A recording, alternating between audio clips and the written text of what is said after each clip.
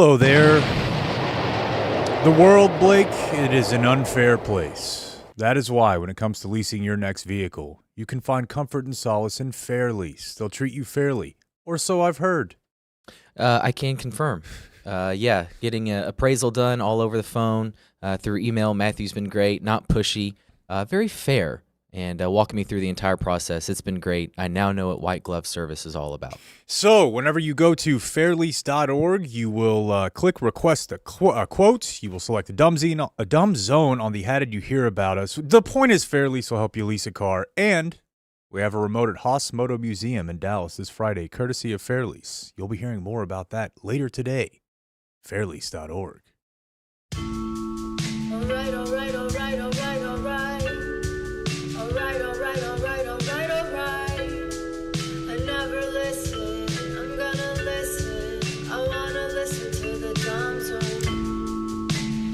Monday, February 3rd, show number 307 of the Dumb Zone. First show after an emergency live stream podcast, which we did yesterday. Remember that? I do. Therapeutic at that. I don't know. It's so sad. I'm Dan McDowell. I'm Jake Kemp. What does it even matter anymore? Along with Rob Chickering and Clayton. And for some reason, Ty Walker, we are here in our downtown Dallas DZTV studios in the Fox 4 building, where cars just drive in the parking lot garage opening nowadays. In the past, they have driven in different ways here. I don't follow. Thought a car drove through the front. Oh, okay, yeah. There were some slight mods made to the front of the building after a disgruntled Fox viewer. We're doing mods. Guy who just had his house redone. Yeah. Does mods. Couple mods. It's unfortunate because I thought Blake, after everything I heard this weekend, was going to introduce himself as I'm Blake Basketball Jones. I can see what you did Friday night. It's what I do every Friday night. I listen to... You listen to some Argyle basketball? Argyle Eagles basketball. Mm-hmm. What a game. Mm-hmm. Yeah? Yeah. A little overtime thriller. Mm. Oh, yeah. Blake Basketball Jones, everybody. Like to keep those two lives a little separate, but... Good luck. All right. Yeah, the Fox building is a buzz of... or with Mavericks Luka trade talk. Two guys in the bathroom just now, just kind of chopping it up. What do you think? Dude, I do think it might be the biggest trade in NBA history. Yeah. Or the most shocking, or right now I'm saying the worst. Sure. It's horror. This is a horrible, horrible thing. It's a horrible day. I don't know that... I was trying to get my comp, and I was in Cleveland when the Browns moved and when it was discovered and when the news broke and protests and craziness, and it's like that. Yeah. That's the thing. That's how big an NBA superstar, not any NBA superstar, that's how big this NBA superstar is. In this city. Well, I think he would be kind of anywhere that got him. It's like how big LeBron was, as big as a sports franchise when he was in Cleveland.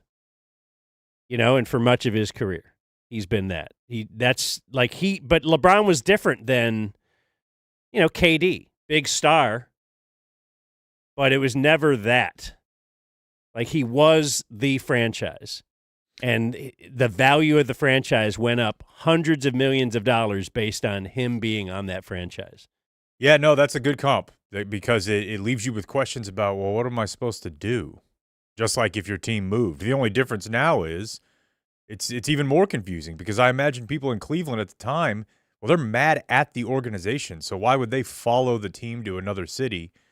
Right, you're just left with nothing. Cheer for those players in Baltimore, especially because Art Modell was the guy who was still there. Right. Making so now money off him. you're left with the rest of the team, and your guy's on another team, which puts you in a little bit of a situation as far as all of us. And I don't know. People will say, "What are you going to do? What are you going to talk about? What are you going to buy a jersey?" I don't know. I think you just have to kind of wait and sort it out. But I definitely understand people, because I'm close to it myself, saying, like, I'm just done with the Mavs. I don't.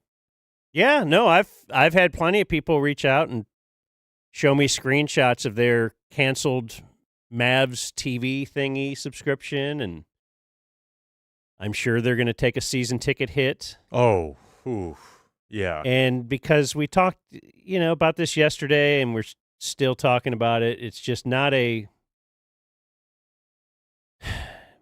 Even if they win the championship this year, that's not the only thing that it's about. There is something to having, like, your guy that you drafted, that you saw when he was 19. Part of the Dirk thing was that you saw him as not a great player and grow into that and become it, and then have the critics, and he's got to overcome this and that, and the loss to Miami, the loss to Golden State, the comeback, the redemption, he's going to be the best player to never win a title, to actually win it meant so much. That was probably my greatest sports memory in my history, is the Mavs winning the title. Yeah, I would agree. And yours is longer than mine, but yeah, it's because you bonded with it. You had to tell everyone from outside. This is kind of how it was with Romo, except when I was doing it for Romo, I never even really believed it. But you would fight with people about Dirk. You would fight the soft moniker. You would fight the clutch number. You would show them these numbers, like, actually is better than Kobe in the clutch. And actually, he's bodying up to KG. He's just as tough. That's what was fun about it. The weird thing with Luka is, you didn't really have to tell anybody else what you had with Luka. We all just kind of assumed that everyone understood this. Everyone did in the whole league. Nobody would have ever even brought up trading for Luka. No, every fan base, every analyst, every GM. No, it was just there's just one guy. Like, now. It's amazing that you got that guy. And then you do everything you can to try to keep that guy, including paying an exorbitant salary, because he was one of the best 4 or 5 young players in the history of the entire league. That's why those salary escalators kicked in, and it was done in a CBA.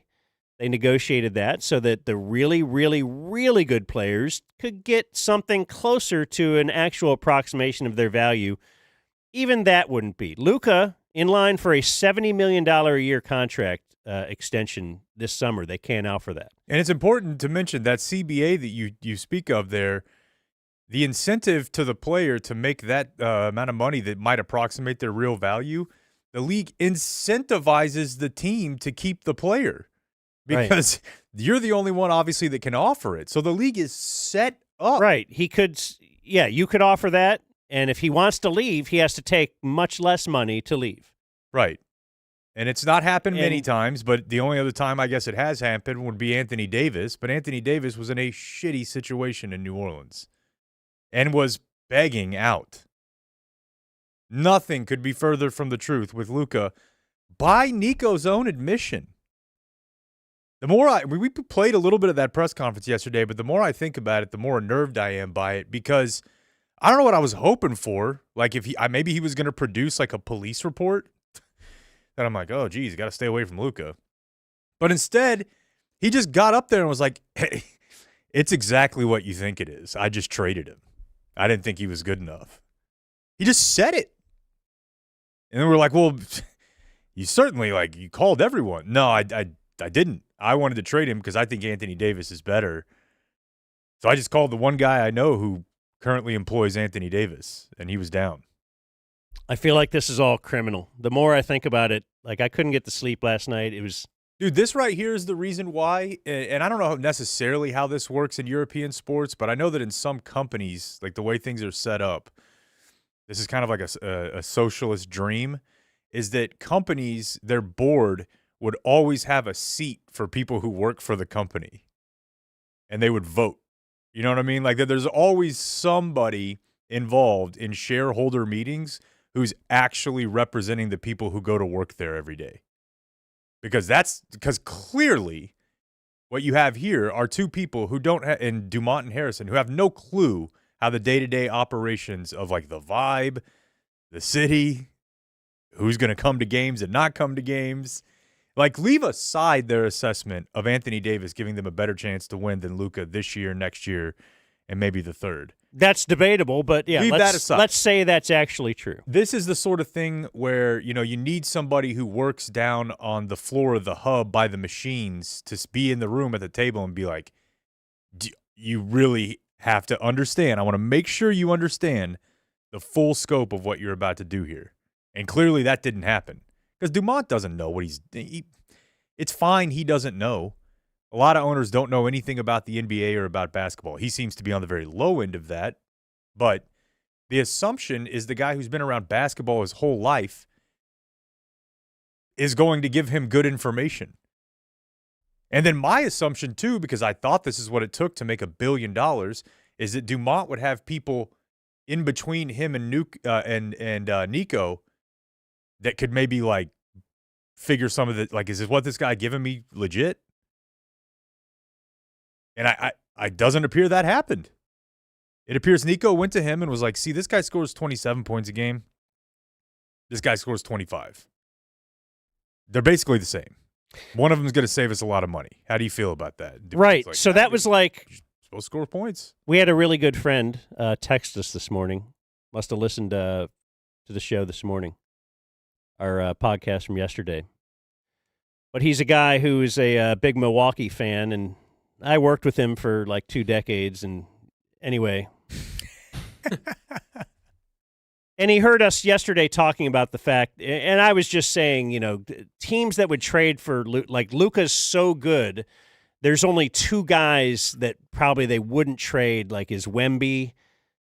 I can't remember. Oh, Jokic. I said Jokic and Wemby. And he points out that they wouldn't trade Giannis because you don't trade the soul of your franchise, the very reason that your franchise, still exists in that town, a guy who is, stayed there, who did the battles. And yes, I agree with that. Like, on paper, you could probably convince Milwaukee that, look, this guy is younger and the points per game and everything, and I think you would want to trade Luka for Giannis. But they wouldn't, because you just don't trade a Giannis. Yeah, they and understand. That's why you wouldn't trade Luka, too. Right. You don't trade that. That is the thing that is your whole franchise. Even if you have some clear-cut objective reasons. Short of degenerative, something muscular that he will not even be in the league in 3 years, and you have to get way ahead of this, and you're going to be hailed as a genius, and you can kind of sit back knowing, don't worry, it's all going to be fine. But short of that, so either Nico is this bad, like unbelievably bad, when you look at everything that goes down here, when you talk about he didn't get a bidding war going. Because I can't imagine what that might have been. If Rudy Gobert is getting 4 firsts and who is it that on the Knicks or just Mikal Bridges? Bridges just got 5 firsts. Yeah. And the argument being made against that is that, you could see a situation where if they started to shop him and word got out, he would get pissed off and then he wouldn't be willing to sign his Supermax this offseason. And now it's a big problem. You see this with Jimmy Butler. Well, he'd be willing to sign that Supermax if you can trade it. The difference is if he signs the Supermax, you can trade him anywhere. You know what I mean? Whereas if he doesn't, then you somewhat limit the range of teams. Like Jimmy Butler has told the Warriors, I won't sign an extension, so don't trade for me. But I don't buy it either way. Because, first of all, you just sign him and then you trade him. Again, Dame didn't want to go to Milwaukee. Yeah, and now he could say, I'm going to, like, if they said, Utah, you have 1 million picks. We're going to trade you to Utah. He could say, I don't want to play in Utah, and I'm not going to, like, I'll go back to Slovenia or something, and what's Utah going to do? They might not trade. There are ways, yeah, but But he didn't want to rebuild. He had Anthony Davis in mind. And that's why he went straight to the Lakers. That's the thing. He only had Anthony Davis in mind in my head. Yeah. He was his player rep at Nike. That's the only explanation. But okay. He allowed the Lakers to hang on to a number one? Insane. The fact that they didn't Like, get they had two Pelinka sitting right was there. going to, if he had said, I got to have multiple number ones. This is Deals I off. can't sell this. Sorry, Is Nico. Pelinka walking away? There's no chance. way. They were like, are you serious? We're about to land the next great LA athlete that we can market for another decade. He's not walking away. And they made the Mavs throw in a second. The Mavs should have got 5 seconds. Like, okay, you don't have any more first? Well, what about a second? Let's get some other teams involved to get me. I got to get some stuff, man. Just give me one of the big ones. Yeah. I got to make it just look. I got to make it look like we're Minnesota in the Herschel Walker trade where we're getting lots of things, but we're not. Basically, it was kind of like an even trade, Luka for Anthony Davis. That's why we don't know the whole story. Because on paper, this makes no sense. I'm starting to come around to the idea there is no more to the story. Now, we can talk about why it is that the ownership group was – like, I want to know whose idea it was, Nico or ownership, to start the ball rolling on, we don't want to offer him this Supermax. If it's the owner, I guess I get it. There's some talk of like, hey, they want to depress the value. They want to turn the fan base against them. They want to move the team or they want to get an arena. That we can talk about all that stuff. I think it would be really weird if that was Nico's idea. Very weird. Like Nico comes up with, hey, you know what? This summer we might have to make a decision on our best player getting what he deserves. Maybe I should go run and tell the teacher this is going to cost a lot. So that's weird to me too. But either way, I don't know that there's much more to this than however they arrived at it. They did not want to give Luka that Supermax. And Nico thinks that Anthony Davis gives them, with Max Christie, who's been starting for the Lakers and probably should start here, that gives them a better chance to win this year and next year. I had never even considered that until you mentioned that your friend who's worked for the Cavs for a long time brought it up yesterday. And then I saw Charles Barkley talking about it, and you might not go to Chuck for hardcore hoops analysis, but I had to write a thing. I got to write a thing for D Magazine. Did he also say that? Yeah, where you just look at they're gonna be a top 5, maybe the best rebounding team in the league.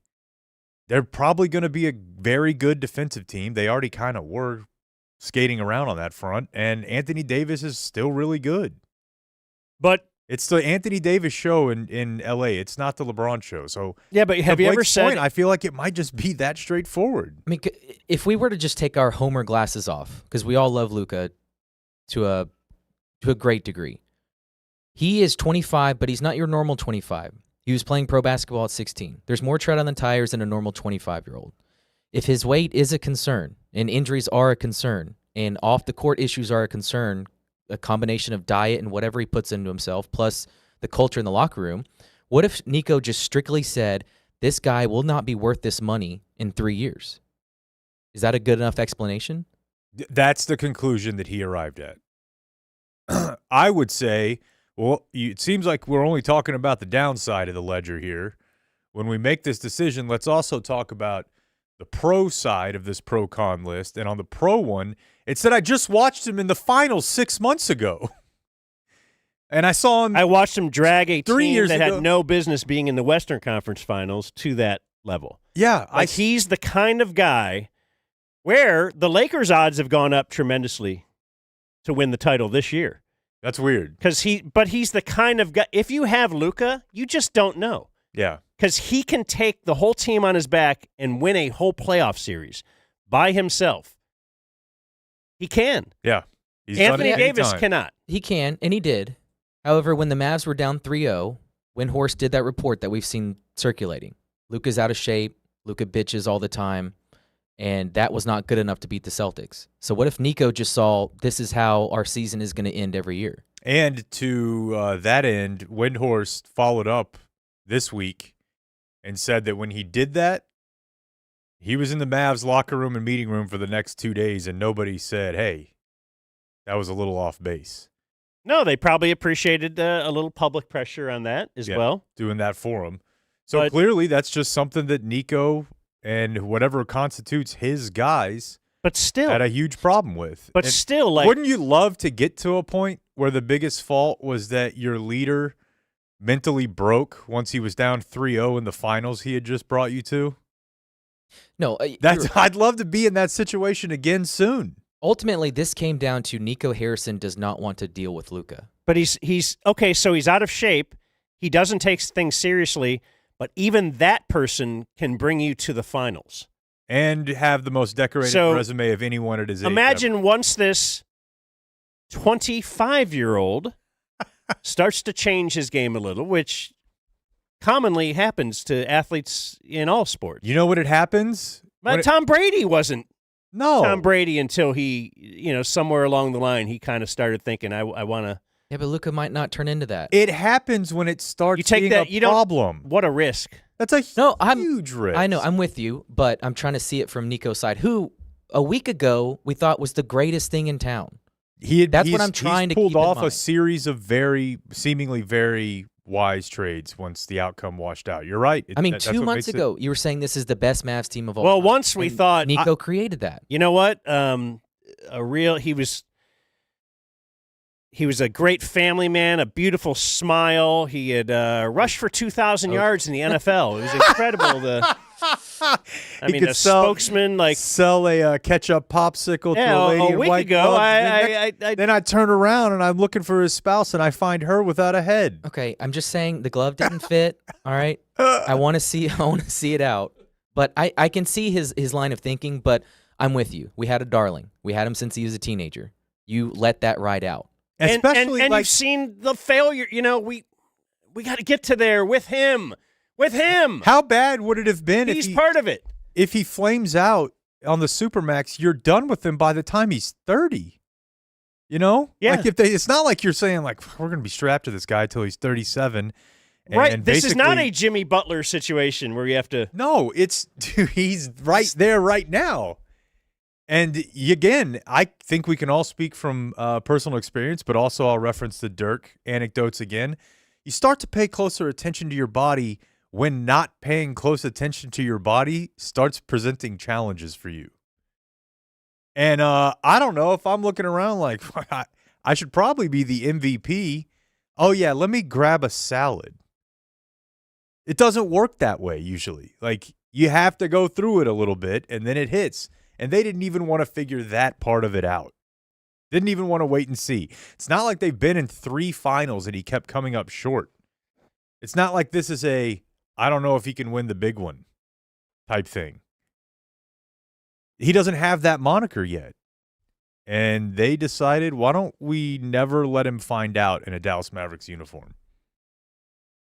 Very weird. But other than that, how was your weekend? Let's just take 1 minute to say Elite Rides DFW is the place that you want to keep in mind on the weekend, right? You're going out, you're doing some stuff, maybe going to a sporting event.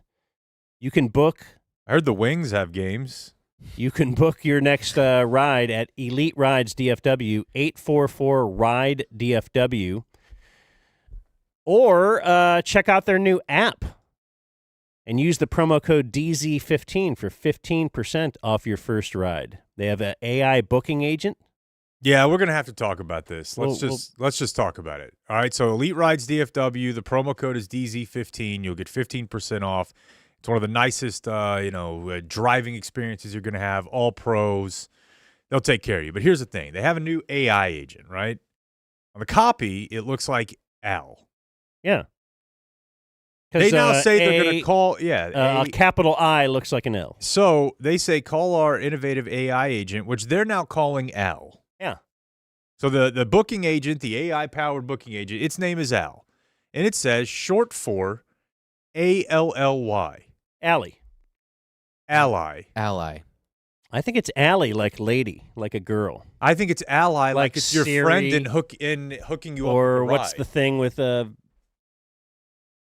Fleshlight? No. The girl's name, Alexa. Yeah. I think that's it. I think people like AI that are ladies, so it's called Allie. Allie. And you think it's and an ally, short for like Al. a person I think it's very clearly that is helping you. ALLY is not a lady's name typically. So go use the ally, short Al, which is AI powered, to book your next ride with Elite Rides DFW. The promo code is DZ15.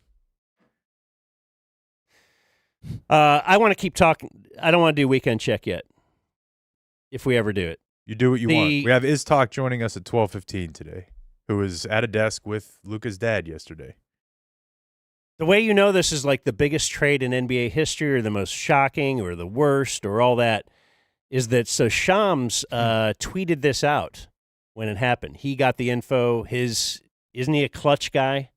You got to know whose agent is whose, and now even the newsbreakers, you have to know who their agent is. Correct. And so he is associated with the agency of AD, the Brow, or what's his other nickname? Street Clothes? Yeah, so that's a funny one. It's actually on his basketball reference page. You know how we've joked before about it seems like you can just throw anything on a basketball reference nickname page? Yeah. So it's got Unibrow, the Brow, AD, Ant, and Street Clothes. Because he's so often Yes. And also sitting behind the bench in street clothes, a little bit more of a too injured to play. a norm type line, but I really enjoyed Anthony Data Davis this weekend. Data Davis. Yeah. All right. Yeah. I like it. But so when Shams tweeted it, like, this is something I'm trying to like ingest as much media as I can, hear all the talking heads, the national people talk about this, and they are all. In fact, I went to Locked On Lakers. Just what's their initial take? That's smart. And I'll tell you their initial take in a moment. But everybody is like, I thought he was hacked, because if this was a real trade for Luka Doncic, it would have been for much more. Like, this is too fake. Like, whoever hacked this, real great that you got into Shams' account, but you don't understand basketball. Right. You Some wouldn't. dork. There's no way. Yeah. Like, if you're gonna do this, make it look real. Like, so that's how we know it's fake. And I guess Shams was getting enough of that he had to put out another tweet that said, "Hey, this is me. This is my account. This is real." And then the basketball world just went into a tizzy, and it remains there. Were y'all awake when it happened? No. Were you? Oh, you. No, I woke up to 50 texts. It was, I don't know. It was funny seeing all those texts. I was like, okay, what happened? Death. Right. Or tragedy of some sort. And then I saw Luka got traded, and it's worse. Yeah. So much worse. At first, Yeah. I was like, man, I knew the tariffs would be a big deal. You'd rather but I have didn't no think- more lunches with your grandpa. In some way. You don't want to say that out loud. Yeah, he'd be pain-free and happy place. Yeah. Yeah. But Shit, dude. Luka would still I'd be- bring mine back, let him think we're having another lunch, and then put him back to sleep to get Luka back. Yeah, just as he's about to take his first bite. Yeah. Yeah, no, I was asleep. I fell asleep in the daughter room at 8:30, 9 o'clock, as Blake will. Not in my daughter's room, but in his kid's room. And that means that I didn't plug my phone in. And I was telling Dan yesterday, somehow my phone has an uncanny ability to wait to die until right when I wake up. It's at 1%. And then once I'm like, oh, what's going on? It's 4 o'clock in the morning. And I'm like, 1%.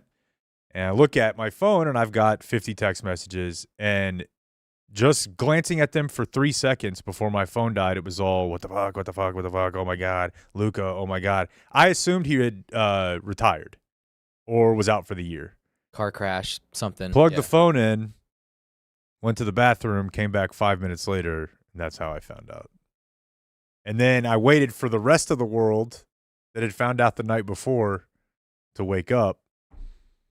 And yeah, it was numbing. It was numbing. It's literally, hey, how do you talk to your kids about this? I know we were making fun of that. I've in the had group people chat send all me weekend. Yeah. send me them recording their 8 and 10-year-old talking about it. See, I thought about whether or not I would do that. Like, Nora does care, and she knows Luka, and she's got a Luka shirt, but not enough to be really – she was confused when she heard me talking about it with maybe you. My jock daughter called me. Yeah, I figure. I recorded Brooks. See, I was going to say I didn't know if I would do the recording or not, because I can promise you the boy, if he were a couple years older, would be crushed like everybody's boy was. It's like, God, and your daughter's this is quite so logical. gay. I could imagine trying to explain it to her. Yeah. You know? Like just, because she always has good pointed questions. Like, and I bet, Nico should have talked to her. yeah, I mean, it's true. It's ironic because she is an autist. And in looking at this move, it had never occurred to me before, but I thought, boy, Nico Harrison's got to be on the spectrum. Because this is the sort of shit you do with absolutely no regard for context or the setting you're in or understanding like what's going on around you, which is sometimes how people in that situation Let's say roll. He's getting his marching orders from ownership. Because everything that he has said in his press conference and whatnot indicates this is all financial. Well, financial / defense and believing in Luka long term, but if the financials was not involved in that, you would certainly hold on to Luka. But yeah, it's all related. That the financials make Luka not worth it, and part of the reason Luka's not worth it is because of the way he plays, and Anthony Davis plays a different way. So you were saying yesterday, perhaps if Nico was told you have to trade this guy, that Nico should say no and resign? I honestly think because if you did that, you would then also send a message to the other teams that you don't want to hire this guy because he is not going to work for you as an owner. Yeah, he wouldn't work for Jerry Jones. It wouldn't work for maybe Jerry Jones, but I am not actually certain that, first of all, the guy could go back to Nike tomorrow, and I'm not actually certain that every team would look at that. I think some teams would look at that and respect him. Not all. But yes, I think the guy who's been around a basketball his entire life and has been on a team his whole life and worked in basketball culture, and he was hired, I guess, or assumed by these faceless overlords who are like, basketball seems good for families. They're just there to extract value. It's his job, to me, to respect the game, to respect the players, to respect the fan base. And he would have been a legend for the rest of his life if he would have said, I'm announcing my resignation from the Dallas Mavericks effective immediately. And then afterward, he goes and does an interview with Tim McMahon or whoever and says, that's not something I'm willing to do. Doesn't happen a lot, but people do that in jobs. And usually when they do it, it's because somebody above them who flew in, who has no fucking clue how things operate, tries to tell them to do something that they know is going to violate the trust that they have with their customer and their public. It does happen from time to time. Happens in the government from time to time. And those people are usually remembered as heroes. That's remembered what as heroes, the guy who, turned in Jerry Sandusky as a hero, but also won't get hired anywhere. Dave Bliss. The guy who recorded Dave Bliss won't get hired by Mike Krzyzewski because he violated the trust. So now he can't get hired in the NBA. But if he makes this move and it fails, which it will, and it's a terrible move, he won't get hired in the NBA, Yeah, the good point. Unless it's part of a sleeper cell plan to get him to L.A. No, and I honestly, dude, I don't. The league conspiracy, we need a good player in L.A.? We have a bunch of conspiracies we can go through. But I don't know. I don't know that every team would have just been like, look at the moves he's made. He's made good moves up to this point. Look at his resume. It's Ran all for worked out. 2,000 yards. Spokesman for Hertz. That's on my mind because there's a new OJ documentary. Jeez, have you guys watched it? No. Dude, it's great. I can't. I've watched 2 episodes out of 4. It is on Netflix. Is it American Manhunt or Most Famous Murder? I don't know. It's whatever was just released this weekend. Okay, American Manhunt. It's 4 episodes, hour 15 each. God, I can't keep up. The first 2 are incredible. It's, you'll be thinking a lot about OJ too. But thinking about OJ and killing 2 people is like a nice respite from this terrible Luka tragedy that we're dealing with on a day-to-day basis. Like, I keep wishing it wasn't real. It's, the Browns is a good analogy because one of the things that we were very upset with there was when it was just announced, it was just announced. This is a done deal. They are moving to Baltimore because we couldn't get a new stadium in Cleveland, and the Indians got a new stadium, and we need that. And but you never gave a chance for the voters of Cleveland to put it on the ballot and say either this or we're going to move, and we're gonna vote to keep this team. Like, you never really floated this out there. And based on their press conference yesterday, it was because he didn't want a tumultuous summer. Do you have that audio? I do. Pull that up if you can. Give me one Just sec. the whole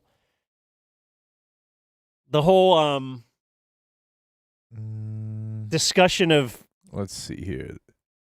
This is, I think, was there a specific time or thing that made you conclude it was time to do the trade, I believe?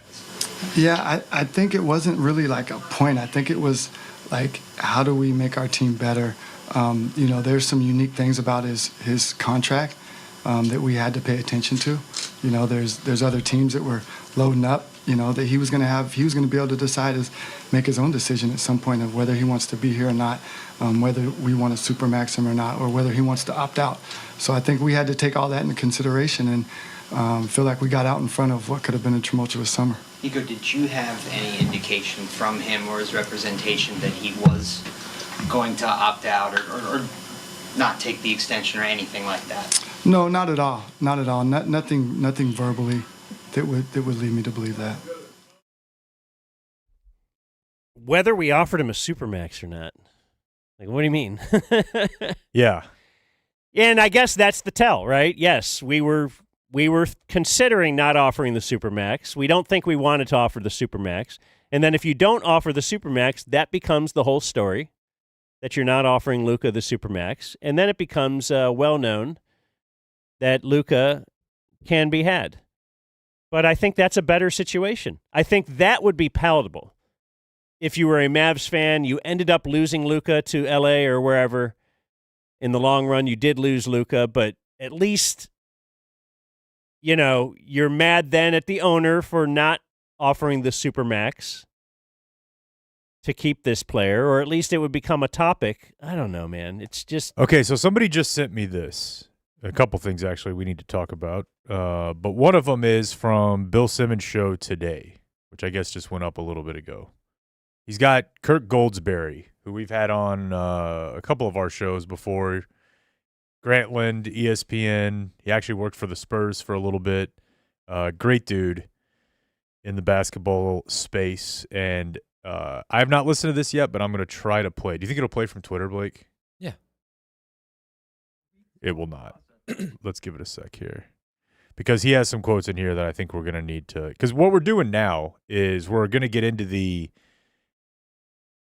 shovel a little dirt on his grave on the way out, So they started that with the conditioning. Okay, work on that for a second while I think this will work, I think. Yeah, and there's a week-long process. One of my sources inside the Lakers was indicating that the deal was bigger, and I think you guys were literally joking about this last night, that there were 2 firsts, and there was Dalton Connect. Okay, so let's start here. And the deal got whittled down because I think Rob Pelinka was able to convince the Dallas Mavericks that Luka is a lot of risk. Yeah. And you guys are right for trying to look at this way because this guy, is drinking or is whatever, his weight problem, whatever it is. So they were able to convince it. This was a weeks-long process. That's another thing that came out today. And Dallas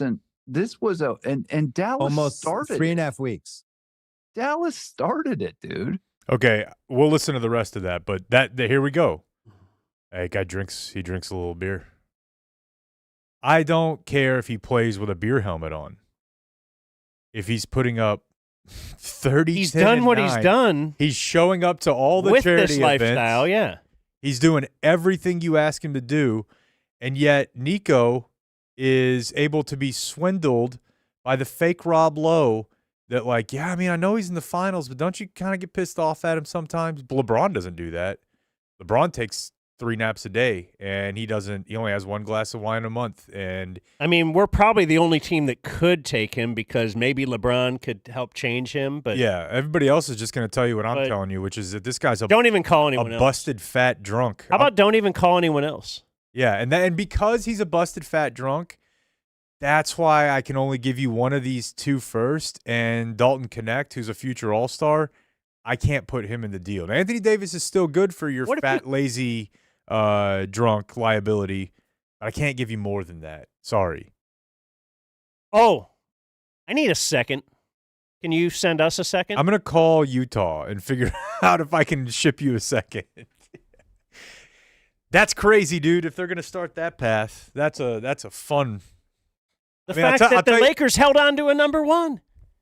The Mavs couldn't hold on to any number 1s when getting Kristaps or Kyrie. Yeah, and I don't think Cuban or Donnie would have been shipping you out if on the way to your all NBA production you drink alcohol. And Kyrie was a very high risk thought of at the time. Yeah. I mean, and that's part of the deal is that, speaking of Cuban and Donnie, I don't know what to make of this because while I know people that work there and I'm somewhat around it, I don't know the inner workings of how Nico views things or whatever at all. But you do hear that he has a general aversion, Nico, to everything that came before him. And that makes sense. That's a new GM bit. That makes sense. Yeah. But never in a million years did I conceive of the idea that Nico thought of Luka as one of his rivals from the past regime. He's the reason that this is an attractive GM job. Because I can just build around this guy. Right. My guess is if you had to step over from Nike and figure out what to do with Kyle Kuzma and Washington's roster, nobody would think Nico's a good GM. He was able to become one on the job because he had Luka. So it's clear that in selling this narrative that, the guy dude, everybody's known the guy parties since he was 17 years old. It's kind of part of what makes it awesome. It's kind of part of what makes him mean something to the city is that he doesn't look like LeBron. He doesn't look like a freak show of an athlete. Phoenix. I'm just thinking of so a guy's got to be traded. And he can only be traded to certain areas. You can't trade him to Utah. You can't trade him. Phoenix ended up trading 4 unprotected future first-round picks and a bunch of players, including Bridges, for Durant. Yeah. That's normal. Just saying, Luka Doncic, that was Kevin Durant at age 35? What was he? Around there. 25-year-old Luka Doncic. The thought was, if you did ever trade him, the haul you could get, and like you're saying, the indication is that, he only wanted Anthony Davis. Like, he really overrates Anthony Davis because of his personal relationship with Anthony Davis. And it's weird, too. Iztok I think it was Iztok who pointed this out. It's a full shift away from the way, the Mavericks have always been a team that was heavy on the international front. Always. From the Nelsons, through Dirk. This is about as big of a turn towards the American AAU system in a 2-year span that you could imagine. And that's the system that Nico came up with. That's Kyrie. That's PJ. That's Clay. That's Anthony Davis. Those are the guys. Those are just as purebred of American AAU type hoopers as you can get. And that's the world he knows. My assumption was that he knew the general world of basketball as the general manager. So, what if they win a title? Well, the only way they're going to win a title is if Anthony Davis plays about the best basketball of his career. He's not that far away, actually, from doing that right now. He's got the most touches per game he's ever had in his career, close to the most shots, close to the most assists. He's a Defensive Player of the Year candidate. He would have to play the best basketball of his career for them to have a shot to win a title. And I guess if that happens, as I wrote this morning, Nico would be right. The problem is, I don't know if anybody's going to care. And that's the issue. Yeah. Even if this does turn out to where, I don't know, worst case scenario, Luka's out of the league in 3 or 4 years. Yeah, and Dallas is in a championship situation. They could win the next 5. But it's not going to feel the same. And that's where you're right. There needs to be a place on the board for this, but where business and emotions don't mix. Because he could be right, and it still won't matter at all. It's like trading Dirk.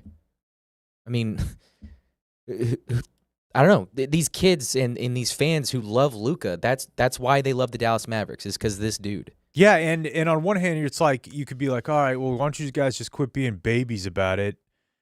You know, who cares? If they win, they win.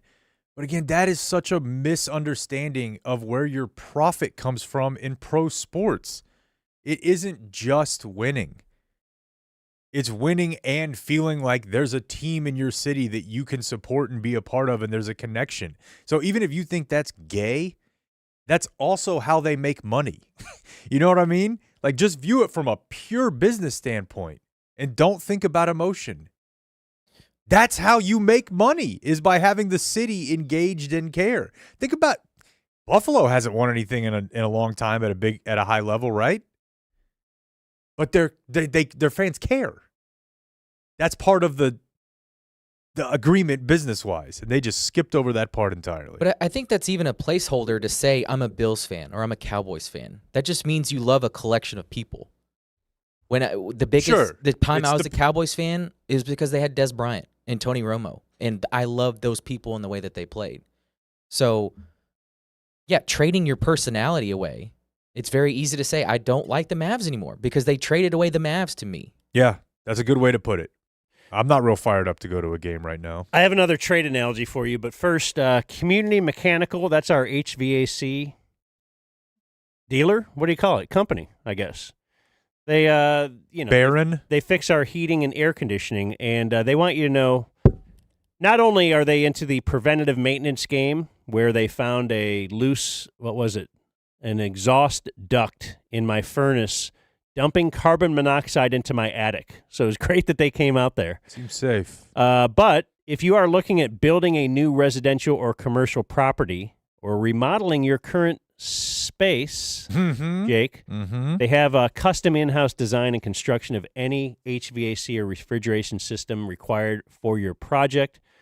You could book a free sales estimate. You could sign up for preventative maintenance. And if you get a new HVAC system with CommunityDFW.com, it's Community Mechanical, they will pay for a sit-in on our show. Get you in and you can sit in and watch the show. So tell them you heard about them on the Dumb Zone. It is CommunityDFW.com. CommunityDFW.com. They'll be coming out to my house in the next week or so, and I've heard from a number of people who have reached out to Travis at Community with a call or a text, 469-667-7290. They said he's gotten back to them like right away. Yeah, that's important. Right away. Travis, great dude. He likes bits. He'll text you back mid-coitus. Try it. So my trade analogy of a trade that you wouldn't do, maybe for similar reasons, like you wouldn't do, Giannis for Luka if you were Milwaukee. But you would never have done Kobe for Tim Duncan if you're the Lakers. Like you have this, this guy. Right, even if you could this is the face of the franchise. Yeah, Duncan Tim Duncan probably helps us win more. Yeah. Maybe a better overall player, better both two-way player, right? Certainly, you would say Anthony Davis, a better two-way player than Luka Doncic. Sure. Would you ever make the trade of Kobe for Tim Duncan? No, it's the same reason you wouldn't have traded Dirk for Shaq. Right. You know, I mean, now we say, but even at the time, you wouldn't have done it, and that was even early-ish in the Dirk story. No, you wouldn't. You, no one would, because people understand the dynamic. We just happen to have both lucked ourselves into one of the greatest, most exciting, fun to watch, aesthetically pleasing basketball players to ever walk the face of the earth, while also lucking our way into one of the most arrogant, obtuse, and disconnected general managers to also ever walk the face of the earth. I wonder how. I want to blame I management. wonder if he I don't want to understands. blame Nico. No, I know. Because I want to blame new ownership, because I got to think this absolutely does not happen with Mark Cuban. Oh, no way. No chance. No chance. Mark Cuban is He is a fan. He is the NBA, or has been for 20 years. And I feel like he would at least bring people into he would ask Dirk. He would ask people around. Yeah, the reports are that nobody got asked. No, Right. no, probably not Finley. Nobody who's around. Why the do you front employ office. I know. Why do you pay him? Why is Dirk on retainer at whatever? I'm sure he gets a nice. Yeah. Appreciate you being cool to us all these years. Taking less salary, we'll give you money now. He does. He was involved in hiring $500 Kidd. grand a year. They both were. But they were also put in those positions by Mark Cuban. So I'm not even so sure that I would assume that Nico doesn't view Dirk as a bit of an enemy. At minimum, a little bit of a nuisance to his grand Nico vision. And he's going to be gone. He even said it yesterday. I mean, we can play that last little part. Nico views Dirk as an enemy. He's he's from the old regime. The old regime hired him. No, that's true. I mean, look, obviously, but there have been rumblings of Cuban being like, I had no idea they were going to sideline me quite to this degree. And what the league's told him about where he can and can't stand at games, I can almost guarantee you the league is getting that tug on the coat from Nico. I can get this guy out of here. He's not really the owner. He's not really in charge of basketball. It just makes sense, right? It's ego. It's ego and dick measuring for Nico to be like, hey, this is my show. It's not the Cuban show. It's not the Donnie show. It's not the Luka show. It's not the Dirk or the Luka show. And I'm going to remind everyone of that. And he doesn't care about what happens to this team in this city 5 to 10 years from now. He basically said as much. If you pair him with Kyrie and the rest of the guys, he fits right along with our time frame to win now and win in the future. And the future to me is 3-4 years from now. The future 10 years from now, I don't know. I don't think they probably bury me and Jay by then, or we bury ourselves. Yes. Hilarious. But he's 25, Luka is, and it's a very real possibility he could have been playing here in close to 10 years. Very real. Again, had you supermaxed him, you could have been out on him by 30. What are we doing? We lost. We lost. It's so sad. It's truly sad. It's truly sad. I like to make fun of sports fans and especially when your team beats another team and they're real sad walking away and everything. But like this is bigger than a Cowboys are 13-3, but then lost in the first round of the playoffs. Like that's sad. But this is Browns leaving Cleveland sad. You don't recover from it. I like to do this game. Let's figure out a way in which you feel good about Mavericks basketball in the next 10 years. You feel as good about it as you did 3 days ago. You're going to have a tough time constructing that scenario for me. It probably involves them looking into another player who's almost as good as Luka is right now. The odds are very, very against you on that one. But that would have to happen. And that guy would have to take you to the finals. and you will have already had to experience final success under Anthony Davis. Like, what is going to make you a Mavericks fan in 2035 if you thought about it right now? Very hard for me to imagine. I mean, you just get over things naturally. But, I mean, as it sits right now, like I feel for the players still on the roster. But can you get your fandom up to the level it was? You get over it, but would you ever be actually...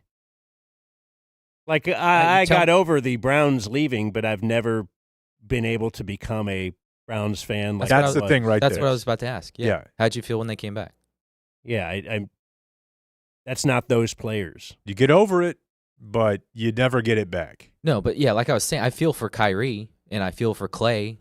They opted to come here to play with Luka, and now they're stuck here. And I feel for Anthony Davis. We didn't even talk about that part. How crazy it is that they have been working on the contours of this roster for the last 2 years to build it around Luka. Like, they just got Klay Thompson. Klay Thompson is here to play with Luka. Look at how it works whenever they don't play together. It's a real problem. Hey, Iztok. So 6 months ago, did they think Luka was too lazy, drunk, and injury prone whenever they were adding pieces and they were building a team, the best team around Luka that they had ever? There's a reason why they go get a guy like Spencer Dinwiddie, because it's like, okay, on a team that's not very good, that Dinwiddie gives you nothing.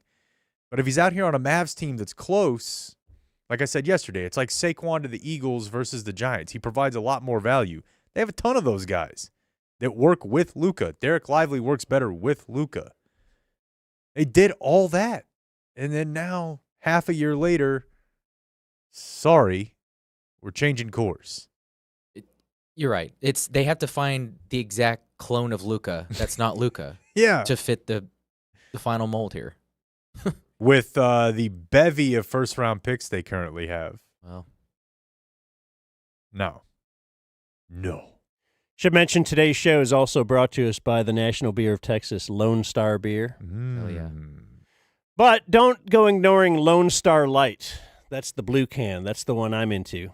Authentically Texan. And actually, they have awesome merchandise. I just got a box of merch Whoa, hook Delivered. a dude up. on Saturday, and you will be hooked up for our Super Bowl stream this coming Sunday. Fantastic. We got hats and T-shirts and sweatshirts. They got a lot of cool stuff. Says here, perfect with a tray of barbecue. I think they're talking about the beer.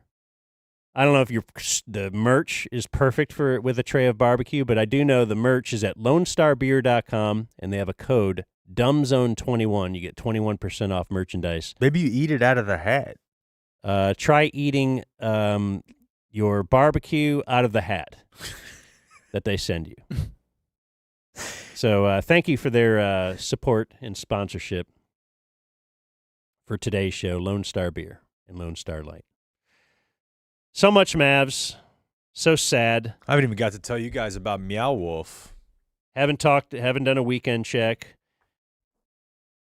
You know, another thing, too, the whole nobody knew about this and this came out of nowhere. If they're trying to tell us that Anthony Davis didn't know anything about it, I don't buy any of that. There's no way that this trade goes down and then Anthony Davis, for some reason, decides to waive his $6 million trade kicker for just because he's cool, because he's a nice guy. Well, I think If like this comes out of nowhere, hey, Anthony Davis, you've thought for a while you're going to be the next face of the Lakers. LeBron's probably going to retire here in the next couple of years, and this will be your team. But now all of a sudden I'm going to blindside you. We're trading you.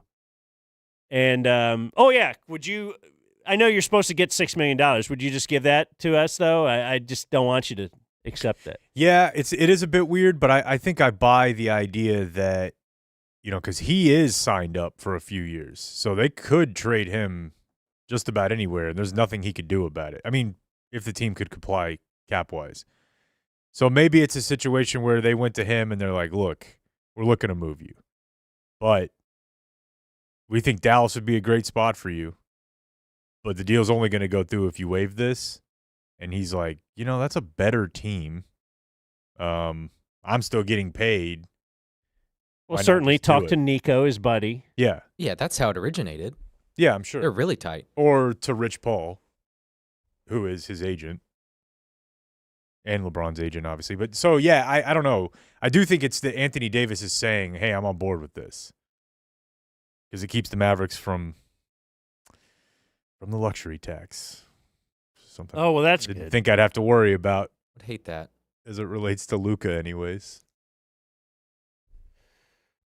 All right, let's take we're live streaming today. So if you're on the podcast, we'll be back in just a second. But otherwise, take a few minute break here. Come back. We'll talk to Iztok Franko, who actually was on a TV set with Luka's dad last night. So we'll hear how that went in a moment. Here on the Dumb Zone. I'm just saying that now so I can get the sounder. The Dumb Zone, Dumb Zone, Dumb Zone, Dumb Zone.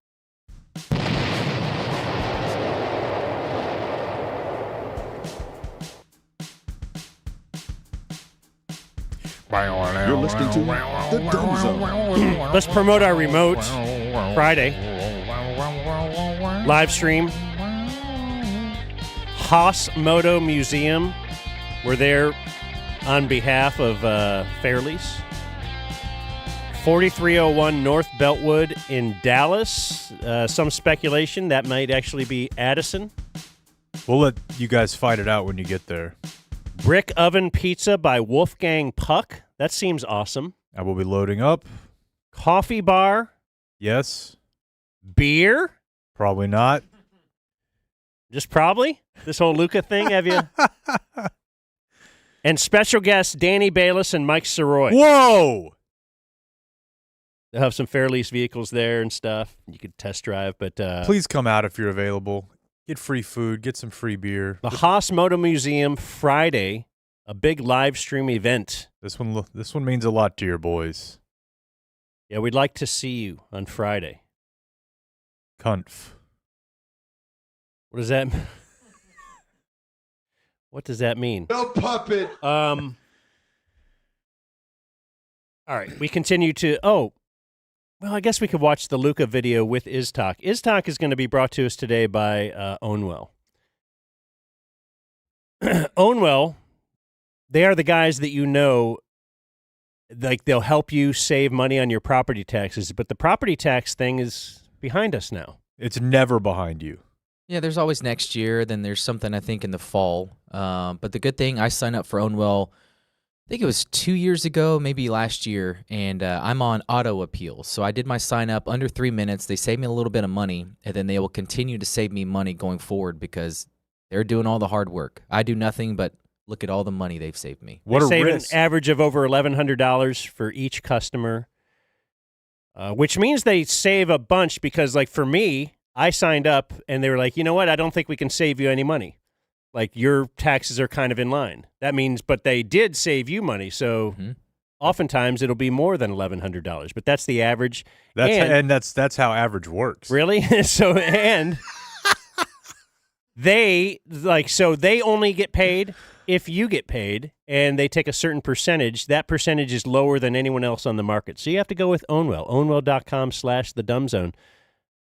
Don't you also sign up for some other stuff because they've alerted you for? Yeah, I signed up for property taxes, but then I found out, they can lower my cable bill and my internet bill, amongst other things. Yeah, So how about that? they'll check all your monthly subscriptions and save you money. It's great. All right. Thank you, Ownwell. We'll mark that down as done. And we'll say hello to our good friend, old friend, Iztok Franko, who is live in Slovenia. There he is, folks. What time we got in Slovenia? 7:25 p.m. Oh, okay. Not too late. Yeah, not too late. So Iztok covers the Mavs for D Magazine. And, it's pretty easy to figure out the origin of how this all started. My first question is, will you continue to cover the Mavericks? Or are you going to work for LA Magazine now? Actually, I started my own Substack this year, so it's kind of flexible platform. But and everybody's asking, will you cover the Lakers? What will you do next? And to be honest, I don't know. I mean, I like Luka. But I also like Dallas. I like Texas. I get a lot of friends. My whole audience is there, so it's a little bit difficult to figure out at the moment. Yeah, But I know for I'm sure. sorry. Yeah. I forgot you have a Substack now. We're on Substack too. I don't know if you've seen the Yeah, Dumb Zone on Substack. We share a lot of subscribers, right? Yeah. I'm a subscriber, right? Yeah. So I read your stuff. I look at your videos. So it's cool. Yeah. Yeah. So like I said, I think for a while I'll try to focus on big picture on the Mavs, Luka, some Lakers stuff. We'll see. Try to figure it out as we go. It's a shock. So that's probably for everybody. I get so many people now.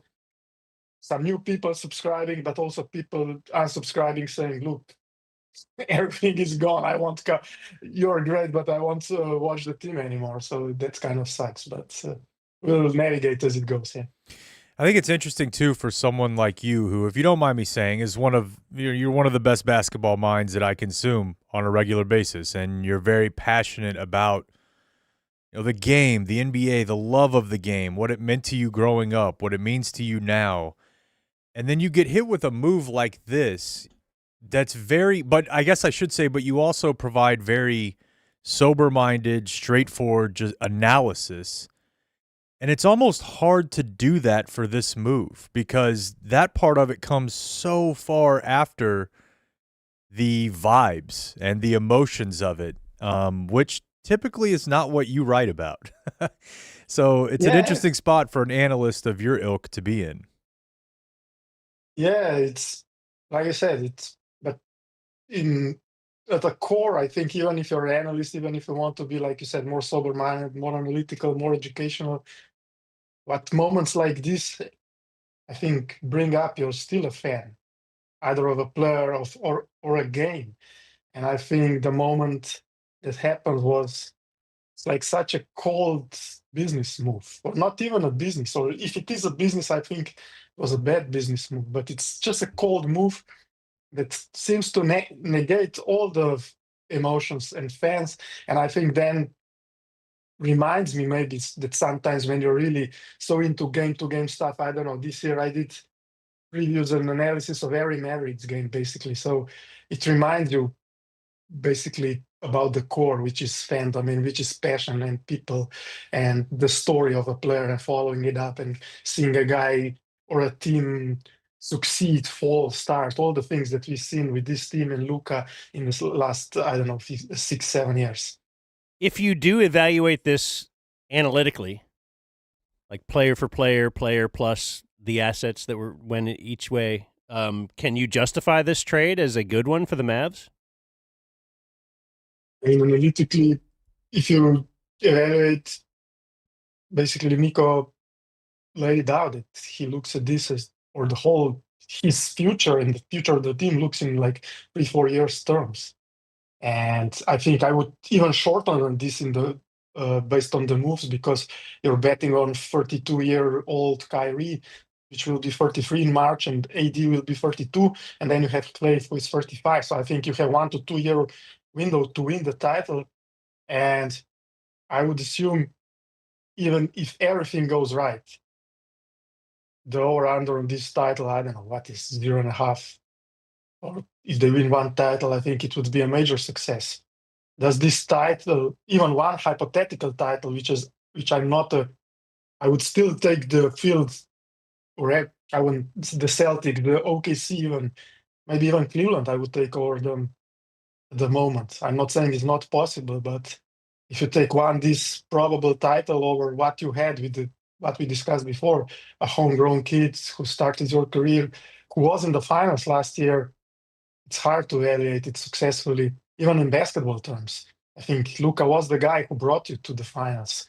And a lot was talk about defense, about all the flaws that Luka had. But if you look at the finals, the first 2 games, he was the only guy who wasn't scared. Everybody else was scared the shit out of Celtics. I think it was clear that they needed something else But I don't think in these first two games that Luka was the problem. That it couldn't take you over the top. He was the only guy who scored, I don't know, 1-1 against Tatum, against Drew Holiday. So that is a little bit weird to me. Yeah, and it's not just evaluating their chances now over the next year and a half against the field. It's evaluating those chances against the field and against the team they had in place that was already very competitive. So you'd really have to be just blown away improving your chances this year and next to forego 3, 4, 5 years from now, in which we assume that Luka will be what we think he's going to be. And I guess there's a chance he's not, and I guess there's a chance it is some sort of medical issue or that his conditioning never improves and doesn't follow, I don't know, the normal human curve of caring about that more in the back half of your 20s. It's a massive, massive gamble. And, like we said, you spent yesterday doing TV with, among others on the panel, Luka's father. And that quote that he had went viral this is a level of betrayal. It's a level of hypocrisy. Luka's done everything right for the city. He wanted to be there his whole career. So I guess I'm just going to give you free reign to sort of add color to anything else that the Pops might have added and maybe also just speak on where the country is right now. I mean, the country in general, they'll get over it much quicker than Mavericks fans. I would say they don't have a choice to make. They just now our games are on at a different time. Yeah. And in other words, I think they don't follow. I don't think general Slovenian doesn't follow the NBA as deeply as we do. So they see the freaking Lakers. I mean, it's the brand. Yeah. As much as I love the Mavericks, it's like we were making this comparison in the studio, and Lucas kind of used to it because he played for the similar brand in Europe, which is Real Madrid. This is the Lakers of the Europe, It's the pressure, it's the luxury, it's everything. It's they win all the time. It's very similar. So people are kind of used to see him on the best team. I think it was more unusual when he went at the beginning, when if his career when he ended up in Dallas. But I think, like you said, for Lucas, I think. And that was in the clip that went viral. He was like just offended that they were so blindfolded, So it just came out of nowhere. And not to mention, and he didn't even talk about that, how much it cost him, financially. He lost, I think, Luka over $100 million in this because he's not signing now the Supermax. But you saw even Giannis talking today about it. You saw KD talking about it. A lot of this is about, and a lot of talk all the time. I think Luka was one of the key questions in his preseason interview is there any, should fans be afraid that he won't sign up in Dallas? And it's always about the player. And then all of a sudden it's the team that makes a move, like a business move. And I think this is why Luka's father was offended, but he made it clear that it's directed to one person, and the Luka, and he loved the city, he loved the organization, he loved the fans especially, and I think he genuinely loved being in Dallas.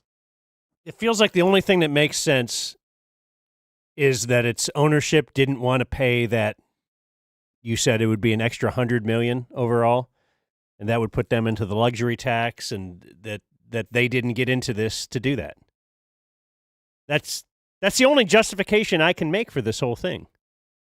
I think it's also the timing, because I listened a little bit to your prior show, and I agree that the whole logic of Nico was, and you see, and he admitted that, and everybody admitted that, he talked only to Pelinka and he talked only about AD. So if you want AD, and you go back to the timeline that we thought, you want this year, these playoffs, because nobody knows how many more Kyrie and AD have. So you cannot afford to leave. To skip this year playoffs and wait to the summer, because the best business move, the best transaction would be for, even if you want to move on from Luka, wait for the summer, sign into the Supermax and then trade him. Because that's how you get the best haul, because the team that's getting him is getting Supermax, and you can really get the best return. But I think they wanted it now because they think they can compete with AD and Kyrie. And I did. At the beginning of the season, I did projection for Kyrie, how long his peak will last. And best case scenario could be 2-3 years. But even if it's 3 years, you cannot just scrap one one away. Although you would still have Luka in my one. That would be for this year. That's the logic that's a little bit fraught in this. But I think they wanted AD and they wanted him this season for these playoffs. If they make it, which is still will be a tough fight. Yeah, and I don't know if you saw this while we were waiting to have you on, but Kirk Goldsberry was on with Simmons today. And in addition to the, I don't know exactly where the Tim McMahon reporting came that the Mavericks had grown tired of Luka's approach to fitness and conditioning. Now we have Kirk Goldsberry, who worked in the league, is very plugged in, saying, they had grown concerned about not just his diet, but his drinking. That just seems like a really odd one to throw in there to me. I mean, I remember whenever he was going to be drafted or the run-up to the draft, he was 18, and you would hear from people like, this guy likes to party. And I'm like, the guy who lives in Madrid at 18 and is one of the most famous guys in the city, it doesn't seem that shocking to me. It's a different culture over there, perhaps. It's obvious. Yeah, the guy wants to go have some beers, and he's going to enjoy himself in the offseason, but it feels like very nasty work to me to be bringing all this stuff up now. It makes me ashamed to be a Mavericks fan. Somebody is giving that info to Kirk Goldsberry. So, I know the guy's not a saint, but I don't – were you aware that there was some huge problem here and friction between his people and the Mavericks, meaning his training staff and dietitian? Because this just seems like it came out of nowhere. I think it was Shams who reported about this friction also today or yesterday about friction, about Mavs training staff. And I wrote a little bit about it. I think you can see that basically they removed or people left everybody who was really close to Luka in the last three years, right?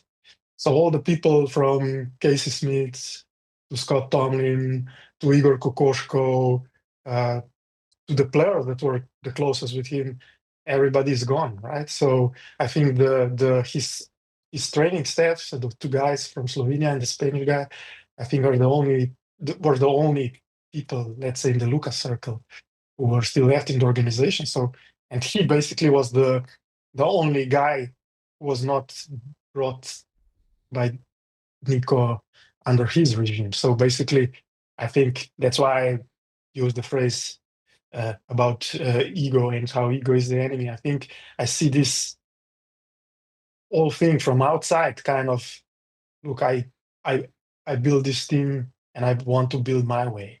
Because going back to the lifestyle and your comments, I think there were always some things about that, and a lot of even if you talk to Mavs people, they would mention it sometimes. But it's also, I think, what they mentioned in the past is how Luka is really, how everybody is afraid of Luka, but I'm not saying because he's so scary, but because he's such a big persona, and how everybody liked LeBron in LA and every big superstar, I would assume Jokic in Denver, everything, the whole organization evolves around them. And I think they didn't like that. I think they didn't like to be that there is the biggest alpha in the organization who is like the offense, heliocentric. So the organization is very heliocentric and turns around him.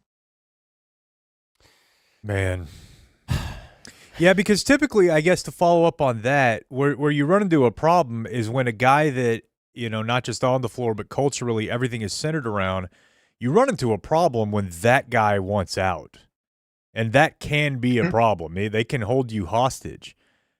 But that wasn't occurring. Like, they had dodged the bullet. We had made it to a point where Luka had already signed a second contract, indicated he wanted to sign a third. Like, they were getting lucky over and over again, not just to get him, but for him to want to stay. And you get lucky enough to build your whole program around a guy like that.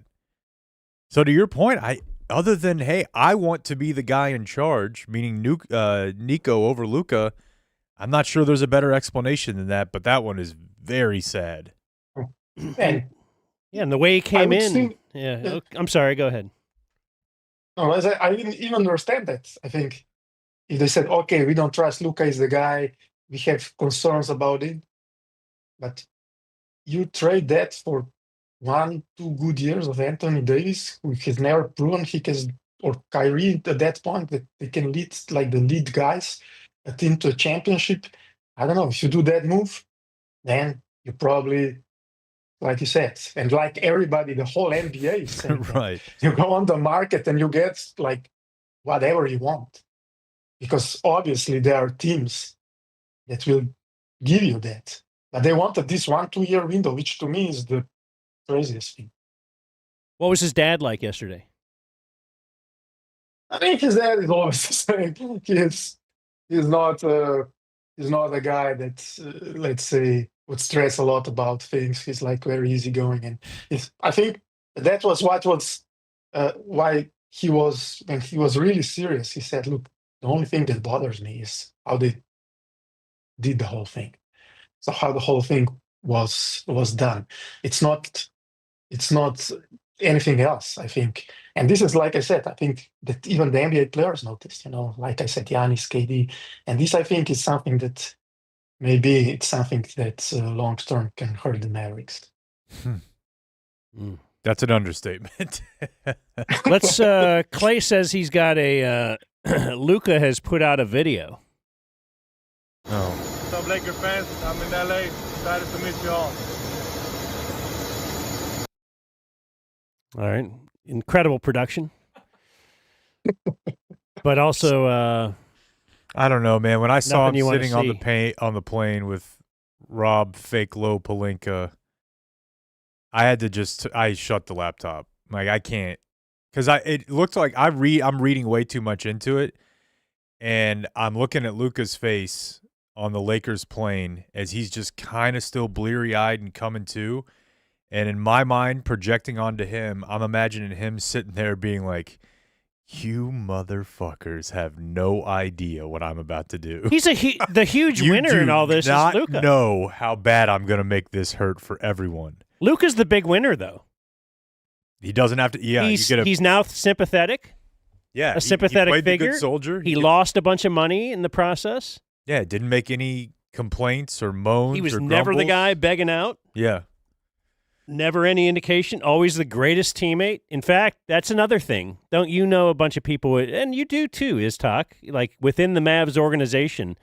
And we'll hear things like if a guy is kind of no good, even when he's there. Like we were hearing about Christian Wood early on. It's like, and that bothered me because I like Christian Wood. But, you'll hear things about certain guys. Oh, this guy's an a-hole. When Kyrie was in Cleveland, I got friends that work for the Cavs, and he is a different person now. He was an a-hole in Cleveland. He was young. He was immature. I've never heard anything like, have you guys, about Luka? Like behind the scenes. And I think that's the neglected part that people don't, I think, often think about when they think about him. I think, the conditioning, the thing that's the most obvious. I think the thing with Luka on everything is that his flaws and his things that he's good at are very obvious. But I think some things, like he always plays hurt. He always wants to play. He has the passion for the game. And this is a little bit different, like you said, with a guy like Kyrie, even AD. That's why they played the same amount of games, basically. And one guy is like always out of shape, and the two guys are praised like the best professional, because Luka always want to play, and he sometimes even to his fault. So I agree. It's the same here on the Slovenian national team.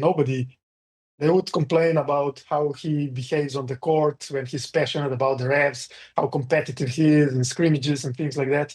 But then, as soon as it's done, he's like a very shy and very, let's say, laid-back person. just easygoing. Yeah. Yeah. Well, I don't know what you have planned over the next couple of months, but I would like to welcome you to Dallas, to Texas, to the States for April 9th, because it is my goal to have the entire arena on Wednesday night, April 9th, in Lakers Luka jerseys at the American Airlines Center. I swear to God, that's dude, their game. if we have an ounce of pride as a fan base, if you don't want to do it because you're just Mavs all the way, I get it. Yep. Sit this one out. I think we all need to show up to that game in Lakers gear and be as loud as you've ever been for Luka ever. That will be as awkward as the Slovenian night. That I think it's somewhere with our Slovenia tourist organization. That's planned for the end of March, I think.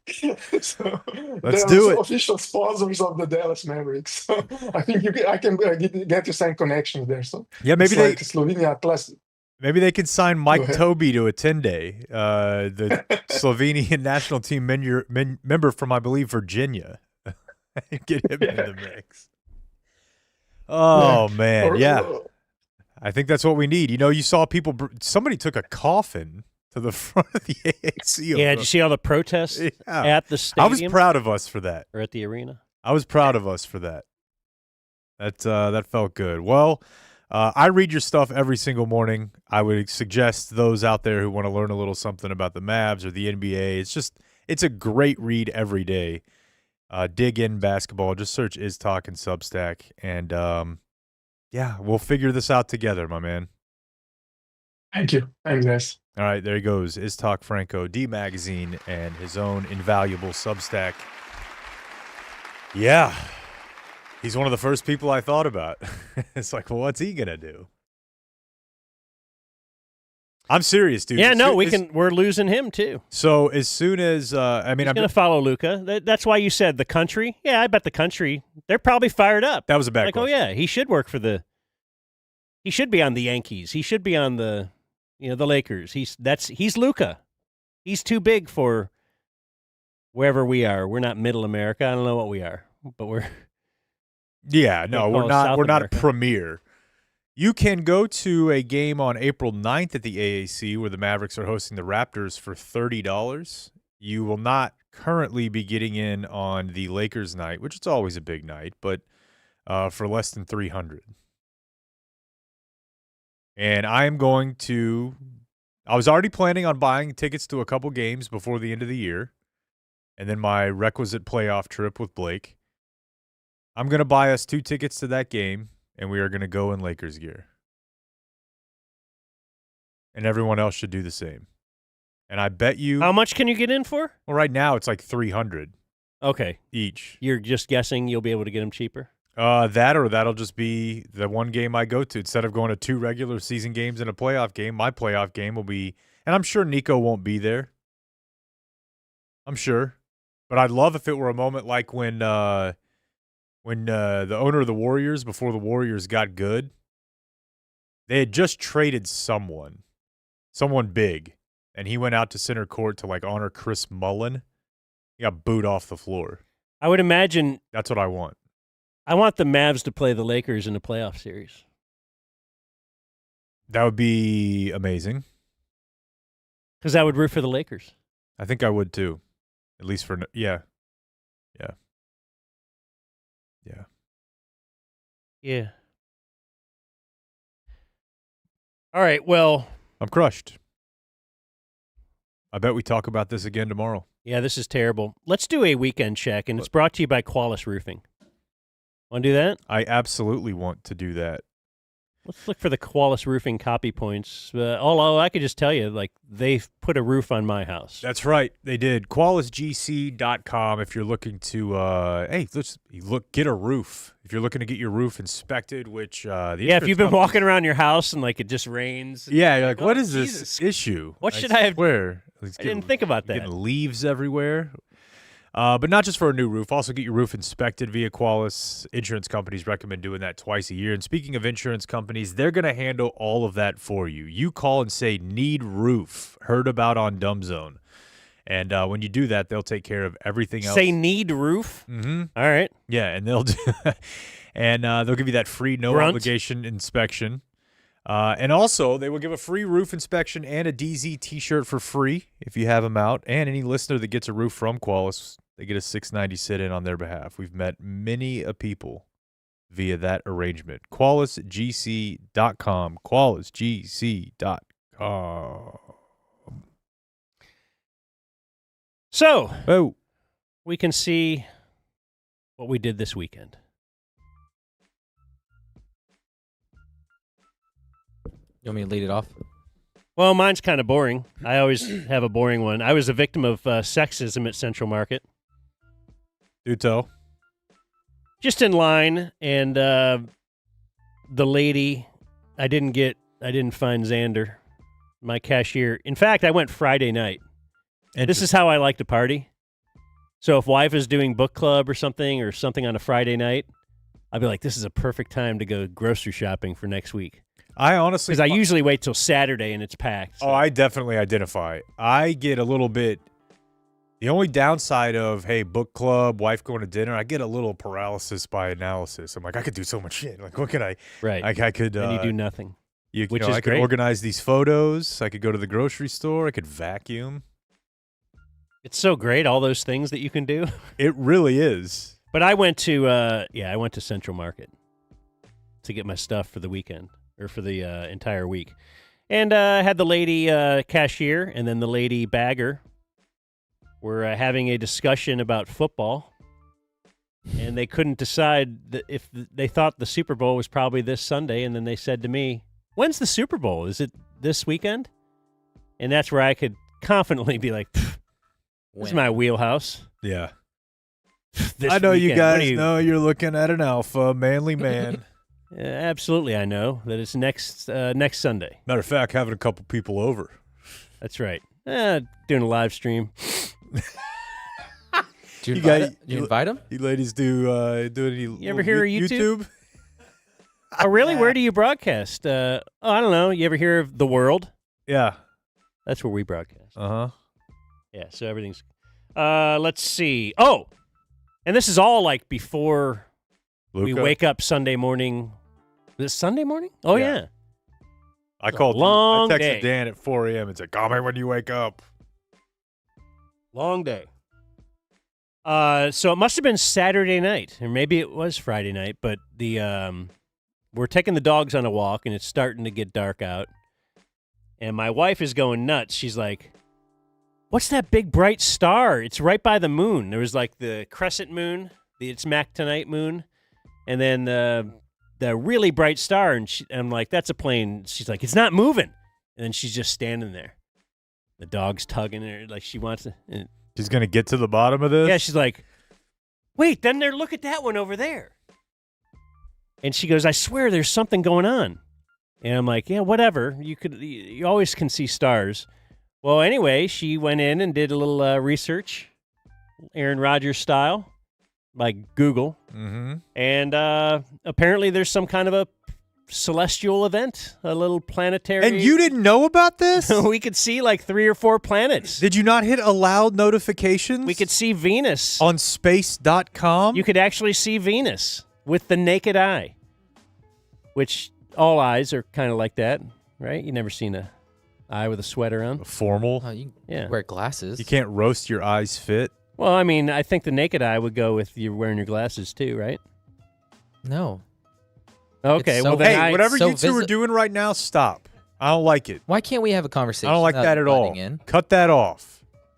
Strike naked eye from the record. That didn't happen. And then Saturday, this is all Saturday because all hell broke loose on Well, Sunday. I mean, I think we need the conclusion to the story. After you guys noticed that this was such a unique celestial event, did you go in and smash? Oh, yeah. I'm like, I'll give you... Because I know that's what gets them going, the moon.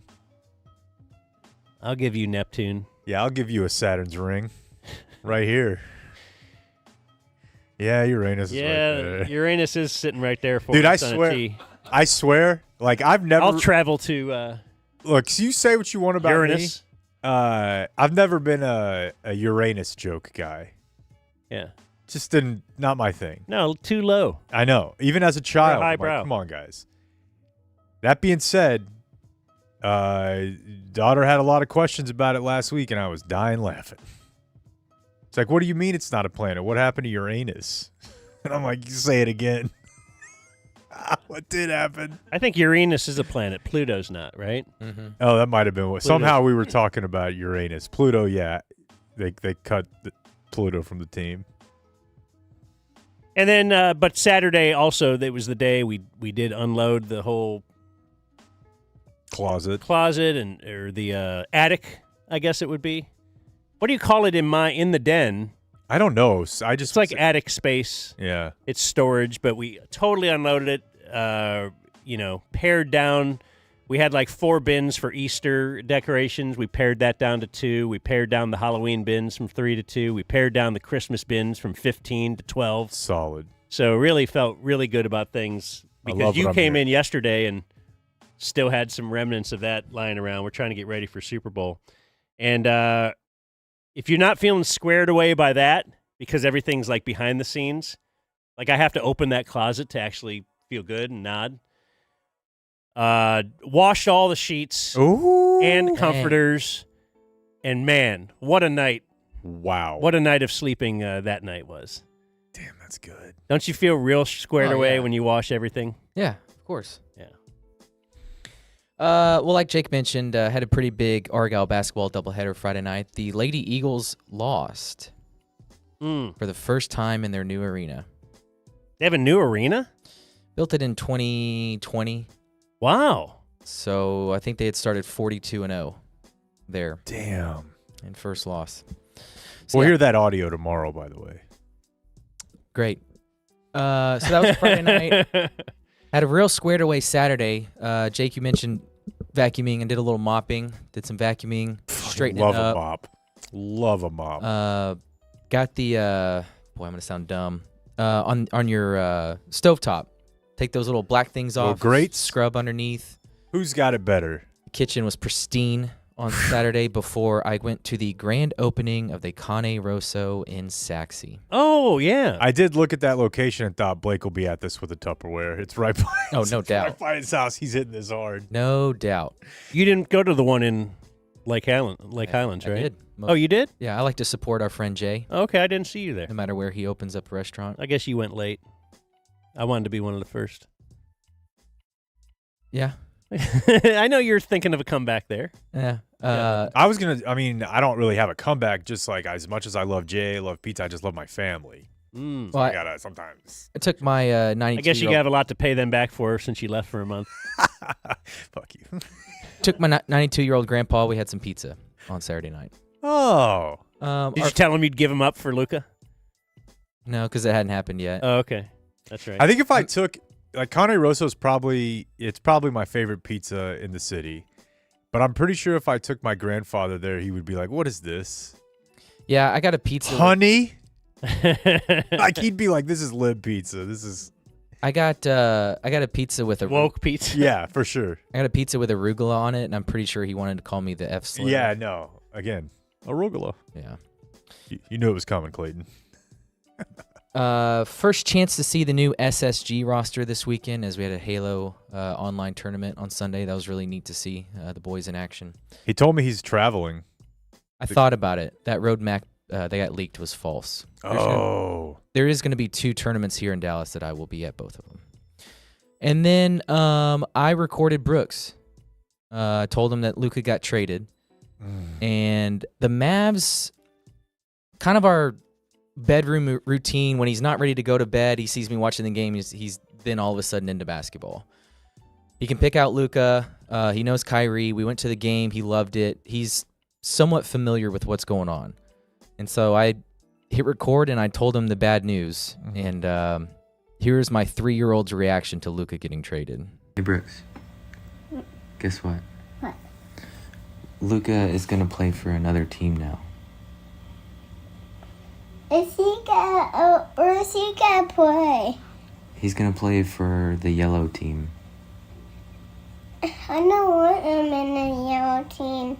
I want him in the blue team. I know, but he's going to play with LeBron. I don't want him to. Do you like him playing here? Yeah. Do you still like him? I want the blue. Do you want to cheer for the yellow team now? No. You still like the blue team? Hell yeah. Yeah. You still like Kyrie?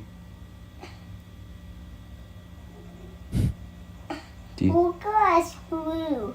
I know, but he doesn't play for the blue team anymore. Why? Because he got traded. Why he got traded?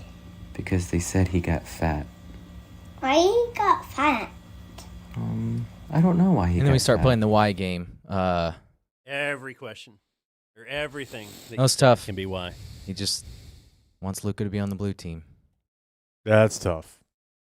That hurt. I think he echoed the sentiments of many people. Yeah. Here in Dallas.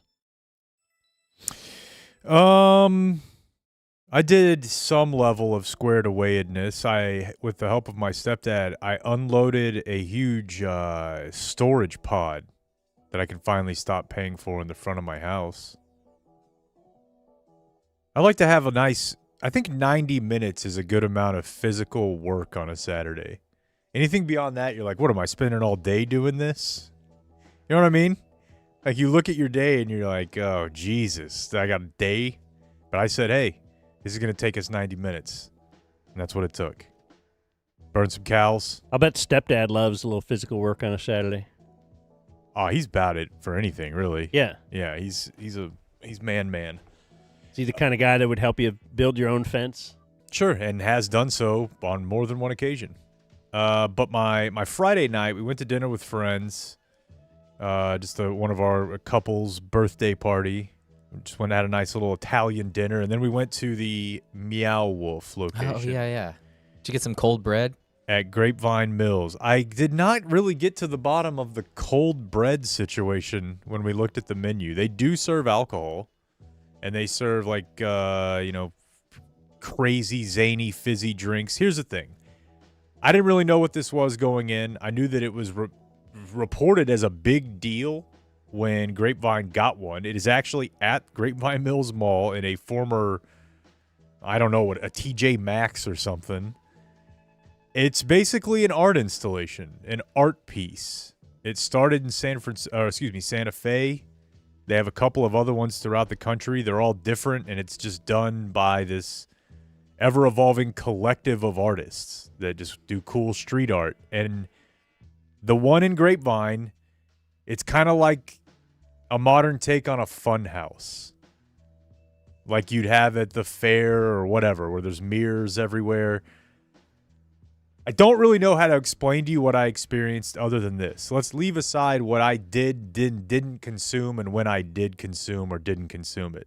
You could walk into this place totally stone sober, and they have recreated what it feels like to be on mushrooms. Based on sound, based on light, based on the layout of the place, based on changes in elevation.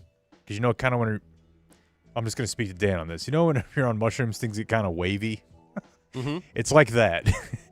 You're in a house, and then you're outside, and now you're in some weird Tron-looking setting. It's bonkers. Is this a permanent place? Yeah. Okay. You can go. I mean, it's not like the ice sculpture that. No, it's been there since the summer of 23. I think it's $40 to get in, but you could find coupons. And we spent about 2 hours in there. They kind of give you a little prompt at the beginning of, hey, here's what's happening here. Look for this, look for that. But there's really nothing to look for. The point is you go into this setting, this space, and just walk around and make of it what you will for a couple hours. So if you are on some kind of a hallucinogenic, it's going to be totally great. And even if you're not, it's great. I think so. I think if you were just into the confusing way in which your mind works and art, which I wouldn't say I'm like a big art guy, but you walk in there and you're just overwhelmed with like, damn, this is cool. Everything about this is cool. And it's kind of weird, creepy. It's got like 1% Tim Burton. But as you know, you're anti-Tim Burton. I'm very anti-Tim Burton, so I can't get too much Timmy B in there. But it's worth your time. I would say, I don't know that I would go back because I don't know the point of that. I kind of get it. But it's just a place to go get lost. So it's not the dinner place. No. Okay, you went to dinner, but then you went there. Yeah. How much does it cost? Like I said, I think it was $40 or $50, but you can get I think you can get like group packages and Groupons and the like. And yeah, I was with a couple buddies who maybe on its surface are not like the most hippy dippy types to the extent that I am. And they were just like, what are we doing? What am I supposed to be doing? What's the point of this? Okay, now I'm paring down what are we doing? I thought you went with. And And the guy who's working there is like, man, you just figure it out. Just be, bro. And that's really what it is. It's you're going to spend the first 15 or 20 minutes, like being on drugs, just wondering, what am I doing? What am I supposed to do here? What is the point of this? And then eventually your brain settles in on the idea, the point of it is for me to just be here. Man. I think you'd really like it. Is it open all day? Or is it like an evening thing? No idea. My guess, available online. You're telling me look it up on my phone. Mm-hmm. But I'm also telling you I just- think you'd really like it. Okay. I don't think Blake would. Huh. I think Blake would want to shove it in a locker and tell it to Kick its ass. dye its blue hair back, get a collared shirt. I enjoyed it quite a bit, though. And also, I'm here to report that I now feel bad about my weekend Brahms trip because your friend made me feel like that's basically the same as drinking. Just because it's simply something that provides a dopamine hit, which is all anybody's ever trying to do. It's about managing the degree in which you engage in those dopamine hits. But your guy... Now, it doesn't mean you didn't go. No, but I did You feel just felt bad. I did feel bad about it. Okay. Good. I mean, I'm not good that you felt bad. Good But other than that, I Still just spent the weekend being sad about basketball. Well, it felt like a breakup Sunday. Yeah. Try to do something to take it off your mind, and then 10 minutes in, you think about it. I caught myself just kind of staring into space with the family a few times and even got called out on it. She's like, you're thinking about it. I've just had in my mind that the next decade we're going to have this awesome thing here. Like, I wouldn't even allow myself to think that something could go awry, that he would want to leave at some point for some reason. Oh, I had certainly entertained the idea that after about 8 years, maybe he'd say, look, I'm just not feeling the vibes here and move on his own. But as far as never considered, no, never in a billion years did I consider they would be the ones to break up with him. That had never entered the chat. I was going to his Instagram and Twitter, just refreshing. Has he posted yet? Is he thinking about me? I'm going to look up, I'm going to do my research project tonight is going to be worst trades of all time. Yeah, you said worst NBA trade. This may be worst sports trade. Is this, well, I suppose time will tell. Deshaun Watson. Deshaun Watson, nothing can be Deshaun Watson, right? Yeah, it can. It definitely can, because the people in Cleveland were not already bought in on Deshaun Watson, and then it's worse for the team maybe. But if we're talking about overall impact, yeah, just overall, the people in Cleveland are like, well, we didn't even really know this guy. We knew he had problems when we got him. and they were kind of on board with the trade at the time. The people in Cleveland? Yeah. Like, oh, okay, we can get a top flight quarterback. All right, you sold us on this. Yeah, but they didn't have time to fully fall in love with him and be bought. This from a impact standpoint, this is way worse. Yeah, as far as way worse, affecting an entire city. I would say it's never happened before. Okay, I won't do the project. You've just convinced me that. No, that's how science works. We offer a little hypothesis, and then science. You do all the work, and then you come back and tell me what happened. Oh man, now they're posting videos of Luka at charity events. This isn't going to get better for a long time. No.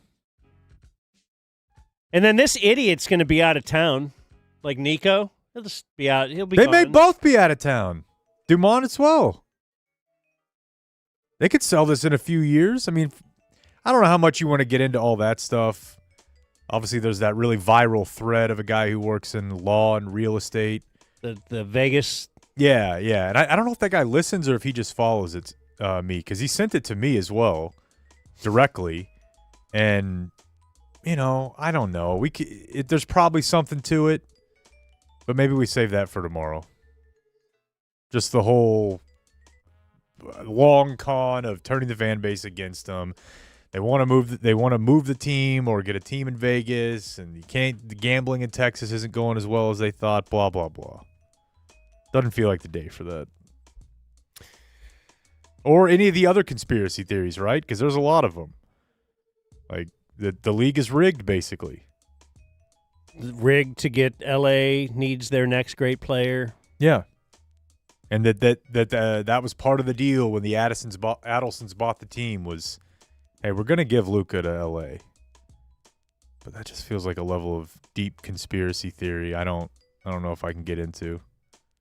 I would buy it if LA also sent that other first. Like, there's why would you also then just make sure they could hold on to a first? How did they hold on to a first? How? Here's and they got the Mavs to throw in a second. That wouldn't make you feel any better if they did. But the point is that it adds to the insanity. No, it wouldn't. No, it would make you feel a little better. Like, well, if you told me, gosh, Cooper Flag is here next year, it would help. Like if they somehow also because I have a white quota I have to fill. You know here, what? And I need Look, Dalton Connect and Cooper Flag. Yeah, I can't do this for just Anthony Davis. I'll get killed. But you got to call. You're the Lakers. Call other teams. Figure it out. You see how the Clippers had to call and figure out how to get enough to get Paul George? I mean, just do that. Here's the thing. And you're going to have Luka. Yeah, but here's the thing. My friend Eric put it this way, and it's not really a conspiracy. If they start going back and forth and involving other teams, then there's a chance that becomes public. And if it does become public, the backlash would have 100% made its way to Dumont. Like, this had to be Nico had to keep Patrick Dumont from understanding that there would be a memorial in front of the stadium the next morning. And if it got out, people would have revolted, and this trade would not have happened. I don't even believe Nico would have gone through with it. If it had gotten out, we would have had a revolt, probably literally in person at the stadium, and it wouldn't have been able to be done. So he couldn't keep playing hardball because the main thing for him was get Luka out of here. And that could only happen if no one knew about it. And Pelinka's like, yeah, buddy, I'll keep it quiet for you. Of course he'll keep it quiet. Pelinka is absolutely like, I can't believe this, but you're yeah. right. You're right. We shouldn't tell anyone else. You know what? I really want to, but you got me, Nico. Once again, I don't know how you keep doing this to me. But, man, I don't know. I mean, Luka is kind of fat and drinks beer and stuff. I guess we'll take the risk, though. But you're saying if he got... I mean, I'm a gambler. I'm Rob Pelinka, a gambler. If Luka got traded to the Oklahoma City Thunder for every single pick they have, that would make you feel better? Yes. It would make me, yes, at least like, okay, now I can understand it all. Yeah, if they I don't know, man. Well, it can't make you feel worse. So you could say it's the same, but if they said, hey, we're just not a team that can do supermaxes anymore. We got to have young players. And they said, we have 7 first-round picks. Then I can start to convince myself, well, maybe there'll be another guy in the next few years. Maybe we'll get our SGA or something. But, no, it's still not good, though. I'm still not like, solid work? Got rid of Luka. At least we got fair value. No, you're right about that. All right, we keep going back to Luka. Here's Jake with the Dumb Zone News. Did you guys see over the weekend that in Canada, the American national anthem was getting booed when played at sporting events? Oh, the tariff thing? Mm-hmm. Yeah, you thought that'd be big news. Well, and tariffs. I didn't. It's going to be big news when we have to start paying for it, but we'll make them pay. I did not tell you guys about this part of going to go see Tom Green on Thursday night. He talked about it a decent amount. You did say anytime he mentioned like guns, they'd cheer. Or yeah. He mentioned he doesn't have a gun, they'd boo or something. Yeah, and he brought up like, oh, maybe we'll be your 51st date, and people are like, fuck yeah, Empire. But it's kind of funny because it's Canada, but I get the sense that they're really going through it. Like, I think they are having a unity moment where people who typically fight with each other are now fighting the United States in their like discourse, saying, "Screw those guys." Oh, okay, well that's cool. We'll boo their anthem. Glad we can get everybody together. Do you think Americans are really bummed out to hear the anthem booed in Canada? Think they care? I don't. No, we don't really care about Canada. They're good. We like them. Did I mention the news is brought to us by Lucy today? That is the nicotine pouches, always tobacco-free. I placed an order just the other day. I had to re-up. Really? Yeah, lucy.co/dumbzone. Promo code dumbzone. You'll get 20% off your first order. Free shipping, 30-day refund policy. Stock up. I'm an Apple Ice guy of the 8 millis. What's Apple Ice mean? That's the flavor. How does it have a flavor? Well, it has. See what I'm doing? I'm leading him into like the copy points. Well, yeah, I mean, in a conversational way. Yeah, the Lucy breakers do have a flavor breaker, which breaker. Yeah, it's a little. It's a flavor piece, and it works. It makes it last longer. Can it be broken open to release extra flavor and hydration? It's actually the only way I hydrate. I stopped drinking water. I hydrate exclusively with Lucy Breakers Apple Ice 8 milli. 8 milli? Which is available. We're going milli. Well, I had to do that a second time because you didn't jump at the first one. Oh. Like you should jump out there at lucy.com/dumbzone. Use promo code dumbzone. You'll get 20% off. So Canada's doing it. They're And here comes the fine print. Lucy little products are only for adults of legal age, and every order is age verified. Warning, this product contains nicotine. Nicotine is an addictive chemical.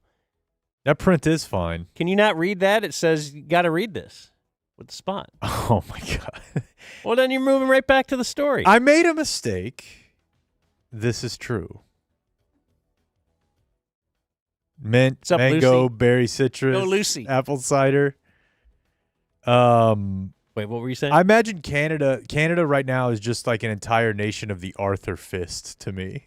Like, oh, you're real mad, little buddy. What are you going to make you ball up your little fist? Yeah, but I picture it as the Kenny Pickett meme where it's like a really tiny fist. Yeah. But wait, so why should they be really mad? Because they say tariffs just will make the price higher on Americans. You stop buying their stuff. Okay, so is it because Canada might have to lower the price of their stuff then? That would be one option. Yeah. To make sure you keep buying it? Yeah. And there's a couple of like, Parliament? Mm-hmm. Clayton, they got a Parliament?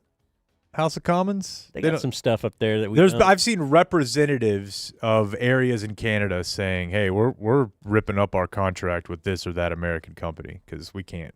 This isn't going to work. There's Canada flexing. A sports news story that dropped earlier this morning via the Associated Press. What a way to kick off Super Bowl week in New Orleans. I'm sorry, I just thought of this because this started a whole thing of what do we need to stock up on now? God, dude, if anybody's going to hit us with that, it's Blake. I just want to forewarn, specifically to Dan, that the price of toilet paper may go up. So get your... Well, I think I right now have at least 4 48 packs at home. Okay, I just want to make sure Maybe you're stocking 5. up. 4 48 packs? Or is it that it's 12, but it equals 4? Do you know how they I don't like advertise that. Now? Don't care for that marketing bit. Mm-hmm. Don't so care it makes for me it. think I have 48 rolls of toilet paper. So you mean but if it's only 12? You mean if I wanted to, I could take It's this the piece, mega roll. I could take this piece of toilet paper and separate it in half? Yeah. And have 2? Yeah. Is there a way in which you could show me how to, like... It's the same size as, yes, the mega roll is like 4 rolls. And so, yeah, it'll say like 12 equals 48. And so that's what I have. Yeah, I don't like it. So I have the equivalent of 4 48 packs, but it's really 4 12. And, like, do you actually use 4 times less? I don't know. All I really need them to advertise is 12 packs of this won't get poop on your hand. That's the grade I'm looking for. So they manufacture a lot of toilet paper up there? Yeah, a ton of it. Because of trees? Yeah, even the newspaper facility, all of their trees or all the paper came from Canada. Really? All of our paper comes from Canada. Rolling paper? Know what I mean, bruv? Stock up. So back to the story in New Orleans, kicking off Super Bowl week. Now, I'm sure people aren't tired of hearing me say this. I did have a sibling, I have a sibling, and he did work for the New Orleans Saints for a couple years. Joe Kemp, everyone. And I can't say that I've specifically heard about this story, but I can say that anybody who has been around the Saints for any amount of time is like, it's really kind of just a matter of time before the wider world figures out how strange the inner workings of this family business are. Now, the owner and the owner's family, devoutly Catholic, big Catholic donors. And there have been rumors of some coordination between the New Orleans Saints and the local diocese in New Orleans, with the Saints helping cover up child sexual abuse scandals. And as of this morning, with emails obtained by the Associated Press, that has pretty much been blown wide open. The article starts with, as New Orleans church leaders brace for the fallout from publishing a list of predatory Catholic priests, they turn to an unlikely, I think it says alley. That's probably ally. The front office. Why do you have to be a jerk about everything? The front office of the city's NFL franchise. What followed was a months-long crisis communication blitz orchestrated by the New Orleans Saints president and other top team officials, according to hundreds of internal emails obtained by the Associated Press.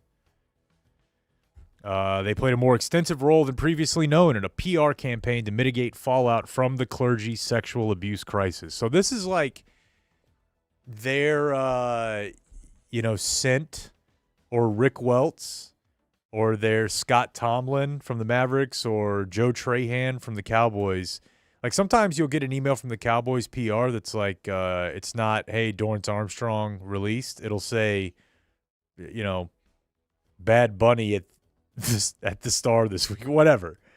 Well, occasionally, apparently, if you work for the Saints, you also have to help cover up Catholic Church child sex abuse crises. Well, I bet the Saints will really pay for this. Sure, they'll get in some big trouble. Have to. I don't know. I know what you're saying cynically, but I don't. I mean, the Catholic Church had to pay big. They're not even a thing anymore. Well, I know what you're saying, but they do have to pay out a lot of money. Like they get sued for these diddles a lot. And if the Saints get wrapped up in that as a party to a lawsuit, that's not good for the Benson family. But again, how's that going to affect Kellen Moore? Is he there yet? He is not. But that was certainly the first thing people started saying to me was like, "Oh, that's right. He's coaching in the Super Bowl." Yeah, but I mean, it hasn't like come out that it's done.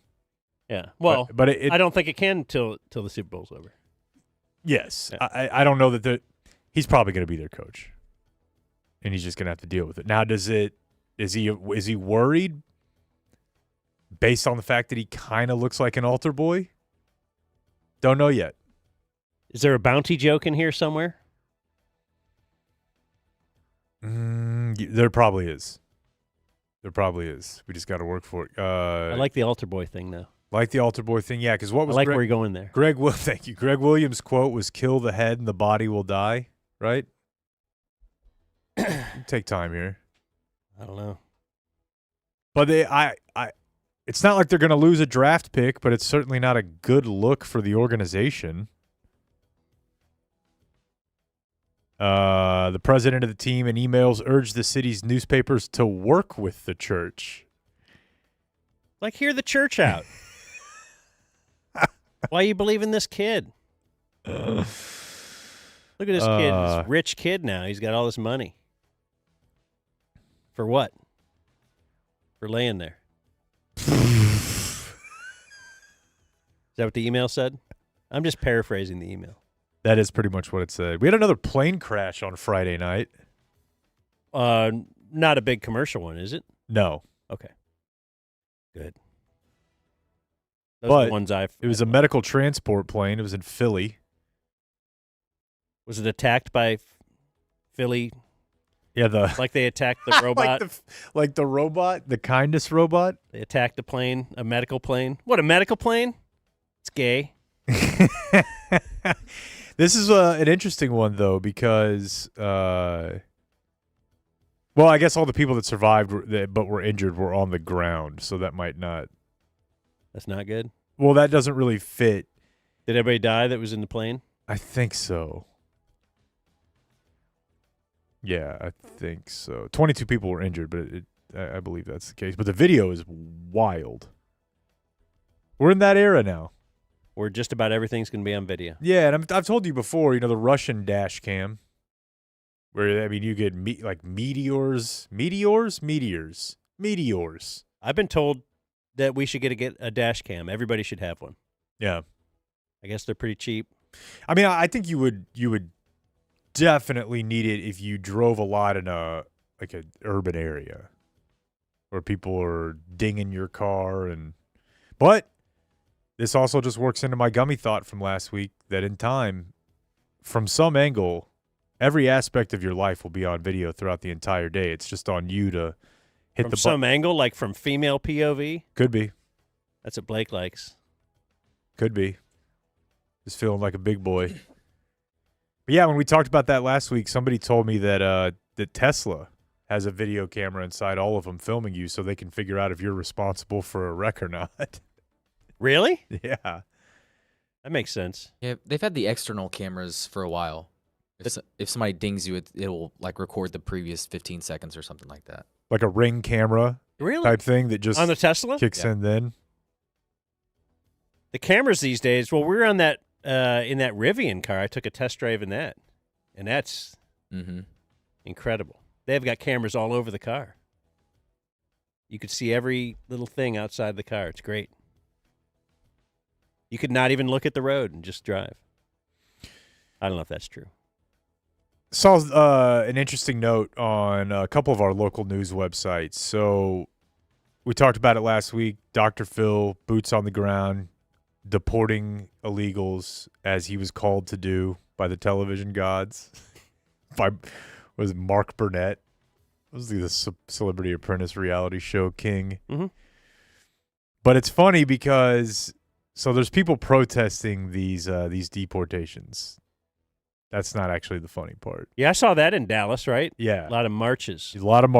And that always works, too. Usually you go ahead and march, and then whatever it is you don't like stops. You're right. Yes. I don't know the answer. No. Like, I think it's cool. You're right. But it never does work, right? It's not never. I guess it does. I don't know what it does. It's very subjective. There are times like where if you don't do anything, then it's like, oh, you're just lying back and taking this? Oh, okay. Well, we'll go protest. Well, what did that do? I don't know. Probably not much. Stop traffic. Probably not much. But you want to feel like I'm doing something. Yeah. So there were protests for a second straight weekend all over Dallas in front of Dallas City Hall Sunday afternoon. And look, I'm really bummed about Luka. Really bummed. But there is kind of a reality check moment when you show up to a protest in your Luka jersey with a big X over the Mavericks thing, and you have a sign that's like "Fire Nico Harrison," and you look over to the guy next to you, and you're like, "Yeah, F these guys. What are you here for?" And they're like, "Oh no, I'm here for the immigration deportation protest. They deported my whole family, including my 3-year-old child." And those two protests were taking place together all Sunday within about 4 miles of each other. You're like, wait, 3 years old? I've been following Luka for 6. Right, yeah. What was his upside? Right. Yeah. Was he like the greatest child, like one of the greatest 5 children that has been on this planet? No, actually, in the last listen. Actually, tell me how many years? children that you would take over. Because Luka is I can actually only do one of the greatest 5 basketball players to come along in the last 50 years. So you better be sure about that. So tell me how bad you missed that kid now. Better be sure about that. But yeah, I just imagine these. Although guys, I bet he didn't get a kid back. That's a good point. Yeah, You got an older kid back. I got a 9-year-old back for him. He's a lot more dependable. This I kid. laugh thinking about those two people getting on Dart together, like at the end of Sunday afternoon. Does that just show the idiocy of sports? It probably does. But which of those protests had more of a meaningful impact? Well, let's do it this way instead. Let's say that both those protests would have occurred before the ensuing action. Luka traded or the 3-year-old deported. I'm of the mind that 3-year-old was gonzo no matter what. Had this Mavs trade been leaked beforehand, the protest might have actually stopped it. Right. The deportations were very leaked. Yes, and happening. That we're going to work on this. In fact, it's kind of a guy yelling. I won't it even all do fall. it unless y'all vote in this way. Yeah. Then we'll do it. Yeah. Oh man, that's all I got, guys. Whatever. I know. This DEI now. This. Zone News. Like and subscribe. It's funny, people always look. I don't know if you guys can always see this, but people at these DZ TV studios always walk by, and then there's got to be a guy explaining. I would like to. I wonder if we could put a microphone out there, so we could hear the explanation for what this is that's in there. I don't know, these two spares that I don't know who they are. Somehow they've. Guy kind of showed up. It used to be a conference room, and we were like, whatever. And we turned around and. Now they do this. So what is it? I don't really know. I think it's a podcast or something. Yeah, you're probably right. All right. Well, let me show you actually the real TV studio, though. Then he's like, "Oh, cool!" Like, because sometimes people walk in this way and like it's on the way. Is this it? To go see Ducey. Nah. Yeah, where's Mike Ducey? They walk by and they're like, "We don't even go in there. That's where the bad boys do their stuff." I think that's what they say. By the way, what was in your lunch today, Blake? Don't stop asking questions about my food. All right, so we had some rice and some veggies. Are we 93.7 ground beef in this? Sure. What was in there? Why don't you just answer? Why does it matter? He's just a friend that wants to know. No, he has ulterior motives. There's no ulterior motives. You look good. You have been looking good, dude. And I see that you're bringing it didn't look like leftovers from a restaurant. Did a little meal prep? Yeah, I did some meal prep yesterday. What did we go with? I made a big pot of jasmine rice, made a big pot of ground turkey, threw some mixed veggies in there, and I'm trying to be healthier. What a guy. Look at that. Those macros You're all set for the whole week? Freaking chart. I think I made 8 meals out of yesterday. Wow. What'd you season the turkey with? Nothing. Blake. Oh, I might throw some sauce in there. I don't know. You got birthdays to read? Some rocket sauce. And Dan's over here eating Beyond Meat, bulking up. That's right. But I will proudly tell you that I'm hunky-ass podcast we got going on here. I'm trying to better myself, but Blake, he's just a humble guy.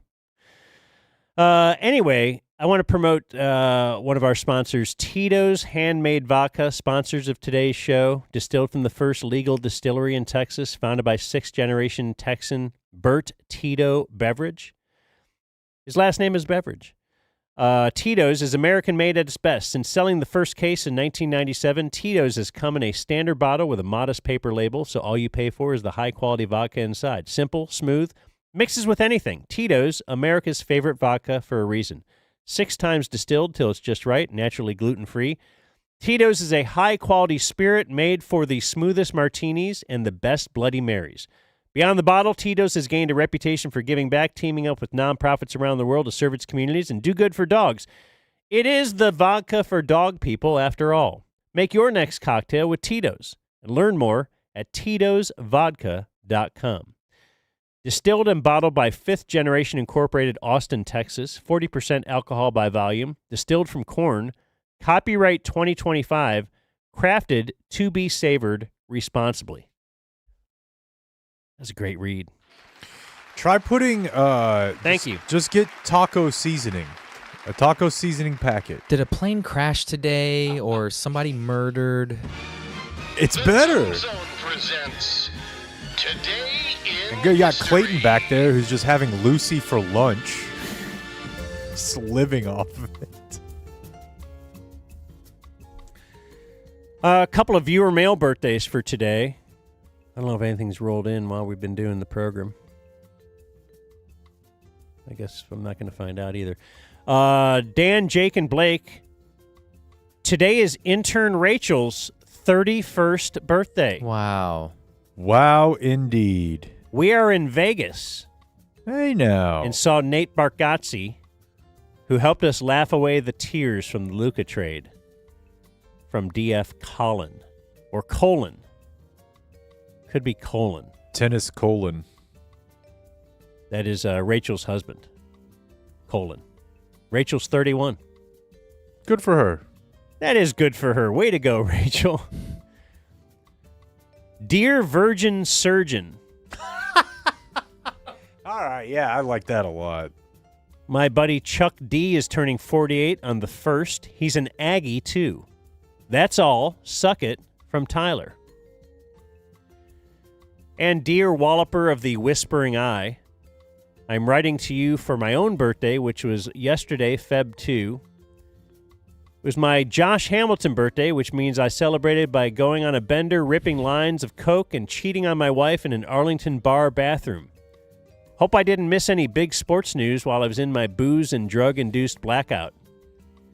Anyway, you all are my leaders, especially Jake and all his courage, plus the can of snakes exploding into another can of snakes.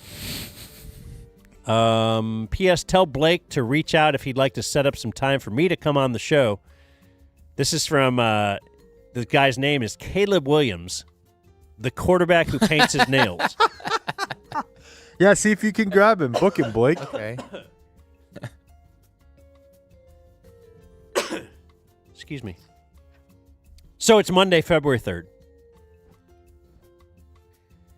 On this day in 1870, it was the 15th Amendment to the Constitution. Which? Couldn't tell you. No? Nope. No guess? Ty Walker? Any guess? No. Hey, Ty. Hi, Ty. Hey, guys. Thought you might want to expand on that a little bit, but no, okay. Nah, it's okay. It granted black American men the right to vote. Black American men. Which seems really, I don't know. It all seems really weird. And it does show you that, hey, just because the Constitution does say one thing, I guess you could change it. If times change. Funny that. This day in 1959 is the day the music died. Rock and roll stars Buddy Holly, Richie Valens, and a couple other people died in a small plane crash. Don't forget the Big Bopper. The Big Bopper, well, he was among the others. Yeah, but he had a name, though. Yeah. The others didn't? If you have a name, you get mentioned in the postscript. Sabine Pass, huh? What other boppers were there? Yeah, the diminutive bopper. On this day in 1998, Texas executed Carla Faye Tucker.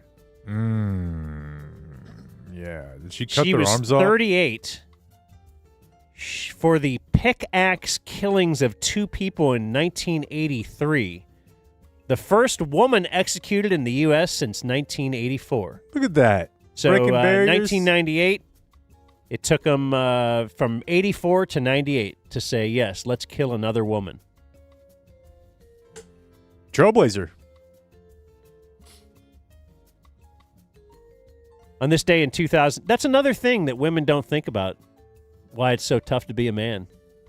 They'll kill us at the drop of a We hat. get killed way more often, and nobody even, they don't write a story like, oh man, this day in history. They just do it. Mm-hmm. More attractive than I would have thought. Carla Faye Tucker? Yeah. She's pickaxe hot. Yeah, I think in her day she probably... And on this day in 2002, it was the beginning of the I would have let her, pickaxe me. Go ahead. Patriots dynasty. This is when they beat the Rams, 20-17. Little Super did Bowl we know 36. That we were going to have to endure 50 more years of Tom Brady annoyingly being in our lives. Yeah, it could be another 20. Yeah. Maybe If he wants it, yeah, probably 30. Yeah. And plus, he's kind of ageless. That's so what I'm maybe, saying. like, yeah. He's only 47. He gets super rock hard, healthy erections while he sleeps, I'm sure, like Brian Johnson. Brian Johnson. Trying to reverse his age or live as long as he can. The Don't Die guy we were talking about. Oh. Who? Not the AC/DC singer? No. Other birthdays today. Rugned Odor's 31. Wow. Oh, look. Boom. Right there. I was right there. I was there. You were? Ty? Yeah. That was Sunday. Yeah, Sunday game. It was on May 15th, my birthday. I went to the Rangers game for my birthday, and I got to witness that. Are you chanting USA? Let's watch it one more time. I love how the glasses fall off of Jose Bautista's face. Yeah, I got caught up in the moment. When he punches him, it's just so good. So good. Oh, still shot. Skip Shoemaker is 45. The baseball? The Rangers? Heir apparent to Boach. Okay. He's the Rangers bench coach now, isn't he? He teaches the bench how to sit there. It would just seem to me that with Kip Fagg, it would seem that he would have to sign off on Skip Shoemaker. Would it to you? Yeah, I believe a lot of things that the Rangers do, especially if it is a bridge between the big club and the minor leagues. Yeah, regarding Kip Fagg, it would seem like they would have to just all be on the same page, just so that it's important. They know how to develop. It's very important. He's their minor league. Y'all are so childish. What do you mean? You know. I don't understand I anything think that you're what I'm saying. hearing is two guys talking about the future of a baseball team and what's best for the talking sport. You don't have to tell me twice. It's the hot stove league, you know? Hey, I've moved on from this Luka thing. It's truck day or let's go Rangers, yeah. something. How many sleeps? I don't know, man. I'm going to be into baseball this year. No, you won't. Yes, I am. What does that even mean? I'm going to know all the happenings in the world of baseball. So vague. Just stay tuned. Richard Bartell is 42. Whoa, that's a grapevine Mustang right there. Go ahead, Dan. What do you want me to say? You had a nickname for him. I did not have a nickname. I had a listener told me that they heard that they would call him Backdoor Bartell. Because he would, in football games, they would always score late and cover. Maybe. Yeah. Maybe. I don't know what you're saying. He was very good in high school. No way. Vlade Divac, 57. Validated and vindicated. Was he right? See? Nobody wants to touch Luka. That's the thing, man. We were making fun of other people who wouldn't take Luka. Then you had him. Like, you dream of just having it. Like, oh, man, if you could just luck into getting one of those guys someday. My God. They had it. I'm just seeing all these reports coming out now. This looks like Sam Amick, Joe Varden, the big heavy hitters at The Athletic have like a full breakdown as to how this all happened, the trade. Here's a quote. Can I get it for you here quickly? The Lakers kept the 2031 pick out of the trade after not being allowed to speak with Luka Doncic's agent. The quote is, the Mavericks weighed that extra pick against the risk of the trade falling apart after word of it spread to Doncic, with him potentially becoming disgruntled in the process. So it's pretty much exactly what we thought, right? Jesus Christ, dude. That is fireable. That's really bad.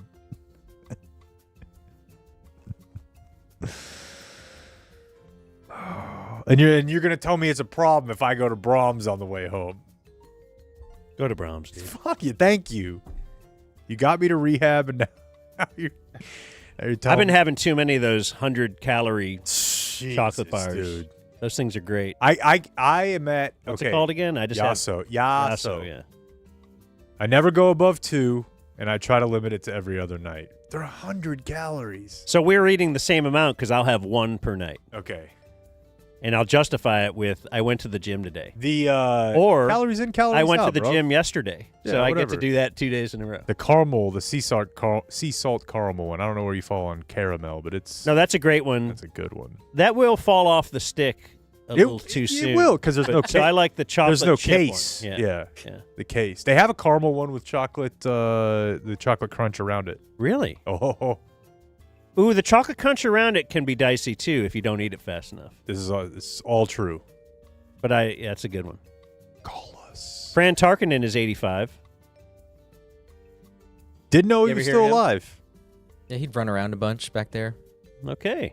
Host of That's Incredible. I didn't know that. Also, a guy named Fran. Oh, yeah. Right. Bob Greasy, 80. What's he? Is quarterback Dolphins? He went undefeated, Blake. Yeah. He had a son, Brian, played with the Broncos. Rapper Sean Kingston, 35. I don't really know, but does the whole Jamaican thing. I think he's related to Philip. I think you're right. Isla Fisher is 49. Yep, perfect. Yep. Yeah? Yep. She's pretty great. I think she's married. She's still married to Borat? Yeah. Oh, really? Divorced? Oh. Can you No follow more up? wife. Can you follow up Borat? Would you be able to be married to the lady that was married to Borat? Yeah, I think you would just have to be boring. Isn't she probably tired of the bits? Like it's constant Oh bits? my God, all the time. It's Borat. Dude, you know how embarrassed you'd be if you accidentally did a my wife in front of her, like just cucking yourself? Oh, yeah. She's like, just don't, hon. Just don't. Tim Heidecker, 48. Greatness, heard he's an asshole. Oh, From lots of people. that's too bad. Kind of see it, though. Yeah. I went and saw his show at some Dallas theater. Texas Theater? Amol Clooney, 46. Mm-hmm. And Elizabeth Holmes is 41. Is she actually hot, or is she just No, Steve Jobs hot. scammed hot? Steve Jobs used to be hot. Yeah, she's powerful hot. That she's convincing, like, I don't know. She's convincing billionaires. Not to even just invest. billionaires. It was like military people. Just put on a Guys like turtleneck. ladies, bro. That's true. Born on this day, now dead, Henry Heimlich. I met his daughter. What? That's the truth. Really? That's where that drop came from. I met his daughter. Really? Yes. Why? When I was doing news, I got to go on a trip to Bosnia, and it was a bunch of Texas reporters, and she was a reporter for an NPR station in Austin. Wow. So yes, it's the absolute truth. What other war-torn, conflict-ridden That was the only engagements place. Did you? Okay. Spent some time in Sarajevo. Damn. Did you see any action? No, it was after they'd cooled everything down a little bit. We did have to wear bulletproof vests and helmets. Did you wear like a bulletproof cup? I'd be No. worried about that getting shot. Is that the closest you felt to being like in Star Wars somehow? I don't really know the stories, but that yeah, because it was seems to be- camo and Yeah. kind of indoor, forest Little stealth thing. Yeah. Now that you say that, yeah. Was Jody there? No. Fuck him. We'll get to that in a moment. Born on this day, now dead, Carrie Von Erich. Wow, also Ty. That's why I brought it up. Is that what is that from? We're looking at a workout video. Damn. A video of Carrie Von The Erich. modern day warrior. Bo Biden, That hurts, dude. He wouldn't have let any of this happen. And Gavin Escobar. Oh. I forgot he was not alive till I was rolling through his Pro Football Reference page this morning. Mm-hmm. Was that the thing where he was like rock climbing? Mm-hmm. He died with some lady that was not his wife? Yeah, but she was like, it wasn't. Yeah, you're right. It wasn't. People do that though. The CrossFit people, the rock climb people. I don't know. Okay. I don't think I could get away with it. Hey, but- I'm cool. Yeah. It's whatever. I don't care what you do. Like, I literally was thinking this weekend, it'd be so great if my wife was cheating on me. I mean, you could probably try to nudge it that direction. I wonder how. Maybe, like, if she had a... So, ladies like ski instructors and that kind of guy, right? Yeah. The problem is, every time... Because every year she will call for maintenance on the riding lawnmower, and they have to come pick it up and then do some work on it. That guy's like 80 that comes every year. So, like, she needs the CrossFit-looking, crunchy guy, ski instructor, to be a guy who repairs that riding lawnmower, and then they would run off together. It'd be great. The easiest way to get this done is to just get a personal yoga coach. And she doesn't need to run off with him. That could just settle that area of her needs. Because I just don't feel like contributing to it. It's not even that you don't think you can do it. It's that you don't feel like trying. Right. I got a lot going on, man. This whole Luka thing. I hear you. I hear you. Dead on this day, still dead. Al Lewis, who was Grandpa Munster. You're on the chicken. And Les Levine. Damn. Bless up. Pour one out. Cleveland radio legend. What a guy. Who's not alive anymore. Came to our show, though. He did. Came on our show. And that All over it. was Today in History. Franko and Franko brings us closing remarks. That's our personal injury attorneys.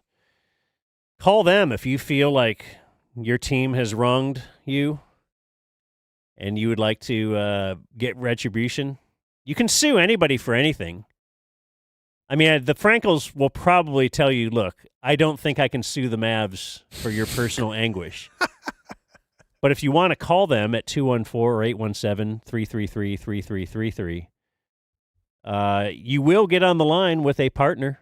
That's right. Not like some spare like Blake answering the phone. It'll be like a real important person, like Jake, but it's one of the Frankels. Yeah, that's Or right. Gene. And unlike me, Or Gene Burkett. They have the experience and knowledge to help you win in the courtroom. And sometimes, I bet, if you ask nicely, they'll do that. Just pound their hand on the thing. Like if you request that within it, you're in court. There's Hey, dude, give me one desk pound while you're up there, will you? They'll do it. Okay. So call 214-817-333-3333. It's you're having a bad time whenever you get yourself into a car accident. Let them make it a little bit less bad. 214-817-333-3333. Closing remarks or something? So you went to Sarajevo? This is Ty Walker. Yeah. Formerly of the Ticket, of course. Currently of the World.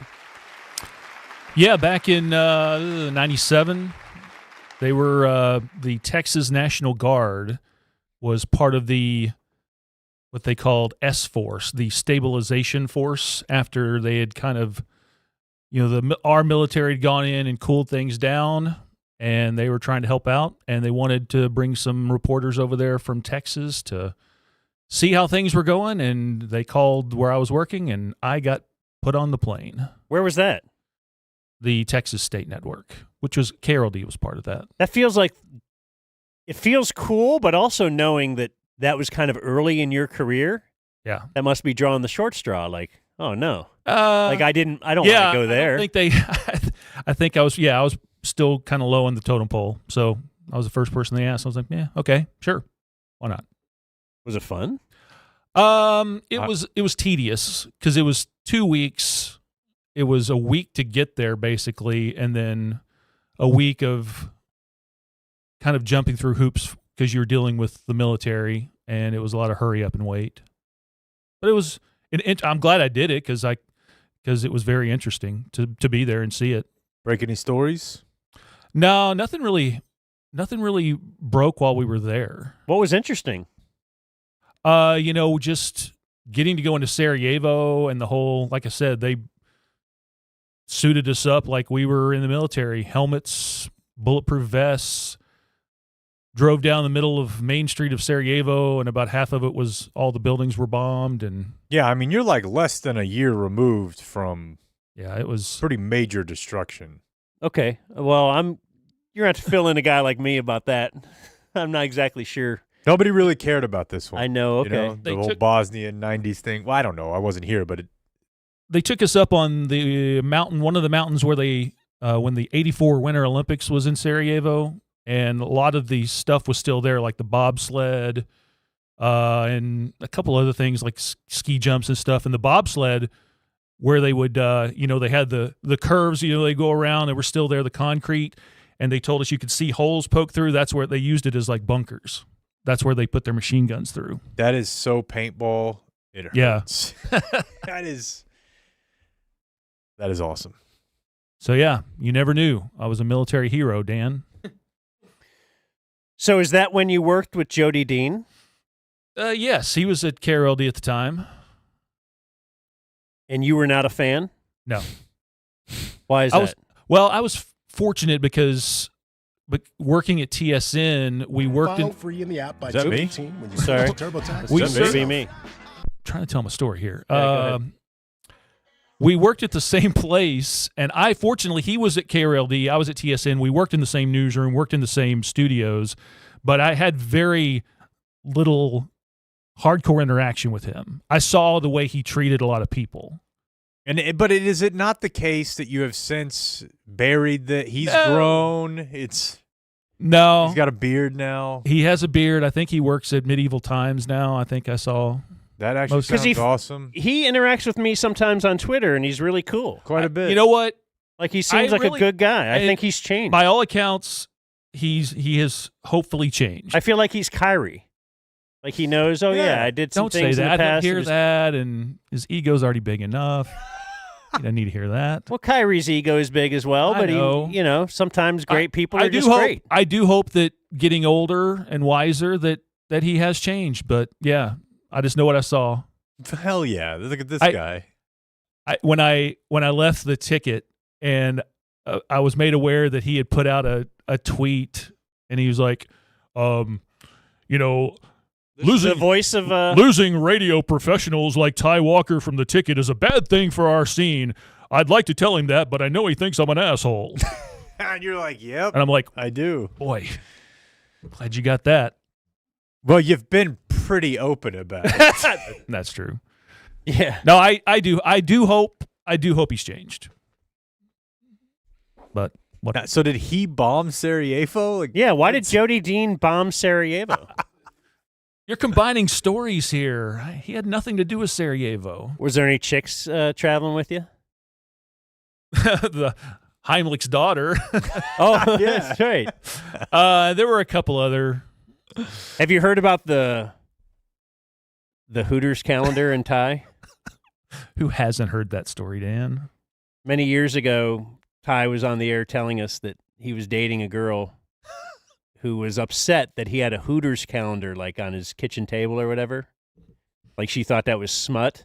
Yeah, that was pornography. Yeah, and he's like, God, I don't think I can be with this. If she ever saw my search history. Well, if she'd have just seen all the shit I'd hid in the closet before she got there, she'd have thought that was nothing. Yeah, your last girlfriend? The blow-up doll? Yeah, the blow-up doll. You hid your last girlfriend? Yeah, my blow-up doll. In a variety of... yeah, we both said it. Oh, yeah. So, yeah, she was not the one for me. Well, this has been fun. Yeah. It has been fun. All right. Adios, mofo. We gotta go before this becomes a zoo. Thank you for watching my video. Subscribe and type for my name if you want to watch more of my videos.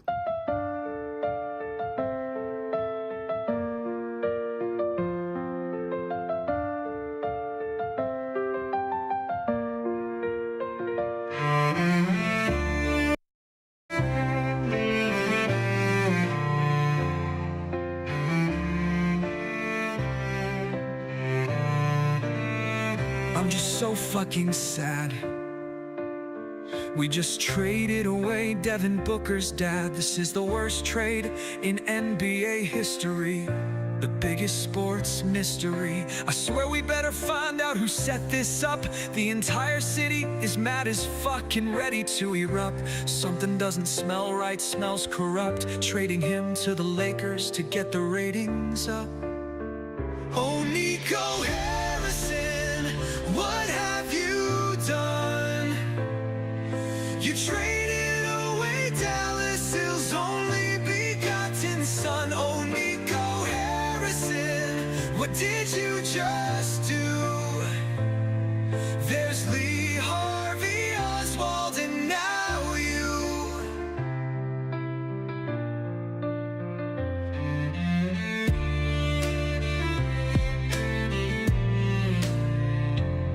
You just traded away a once-in-a-lifetime player. Can we stop this trade? Somebody get the Dallas mayor. This is ridiculous, please tell me it's a joke. The entire city in shock on Sunday when they woke. You just traded the most untradeable star. That it's someone find Nico, we're towing his car. Let's grab him, kidnap him in his dumb little suit. We'll tie him up and we're not leaving until we get the truth. Oh, Nico Harrison, what have you done? You traded away Dallas's only begotten son. Oh, Nico Harrison, what did you just do? There's Lee Harvey Oswald and now you. Now you. See Mark Cuban, this is what happens when you sell to Vegas. When you were the owner, you would have never made this type of trade because you cared about the city. These sands of bitches only care about money, it's shitty. And poor Luka gave Dallas his heart and soul. We all have been there to watch that kid grow. Now he's traded to the Lakers, great more lake shows, and we get Anthony Davis, aka Street Clothes. Oh, Nico Harrison, what have you done? You traded away Dallas's only begotten son. Oh, Nico Harrison, what did you just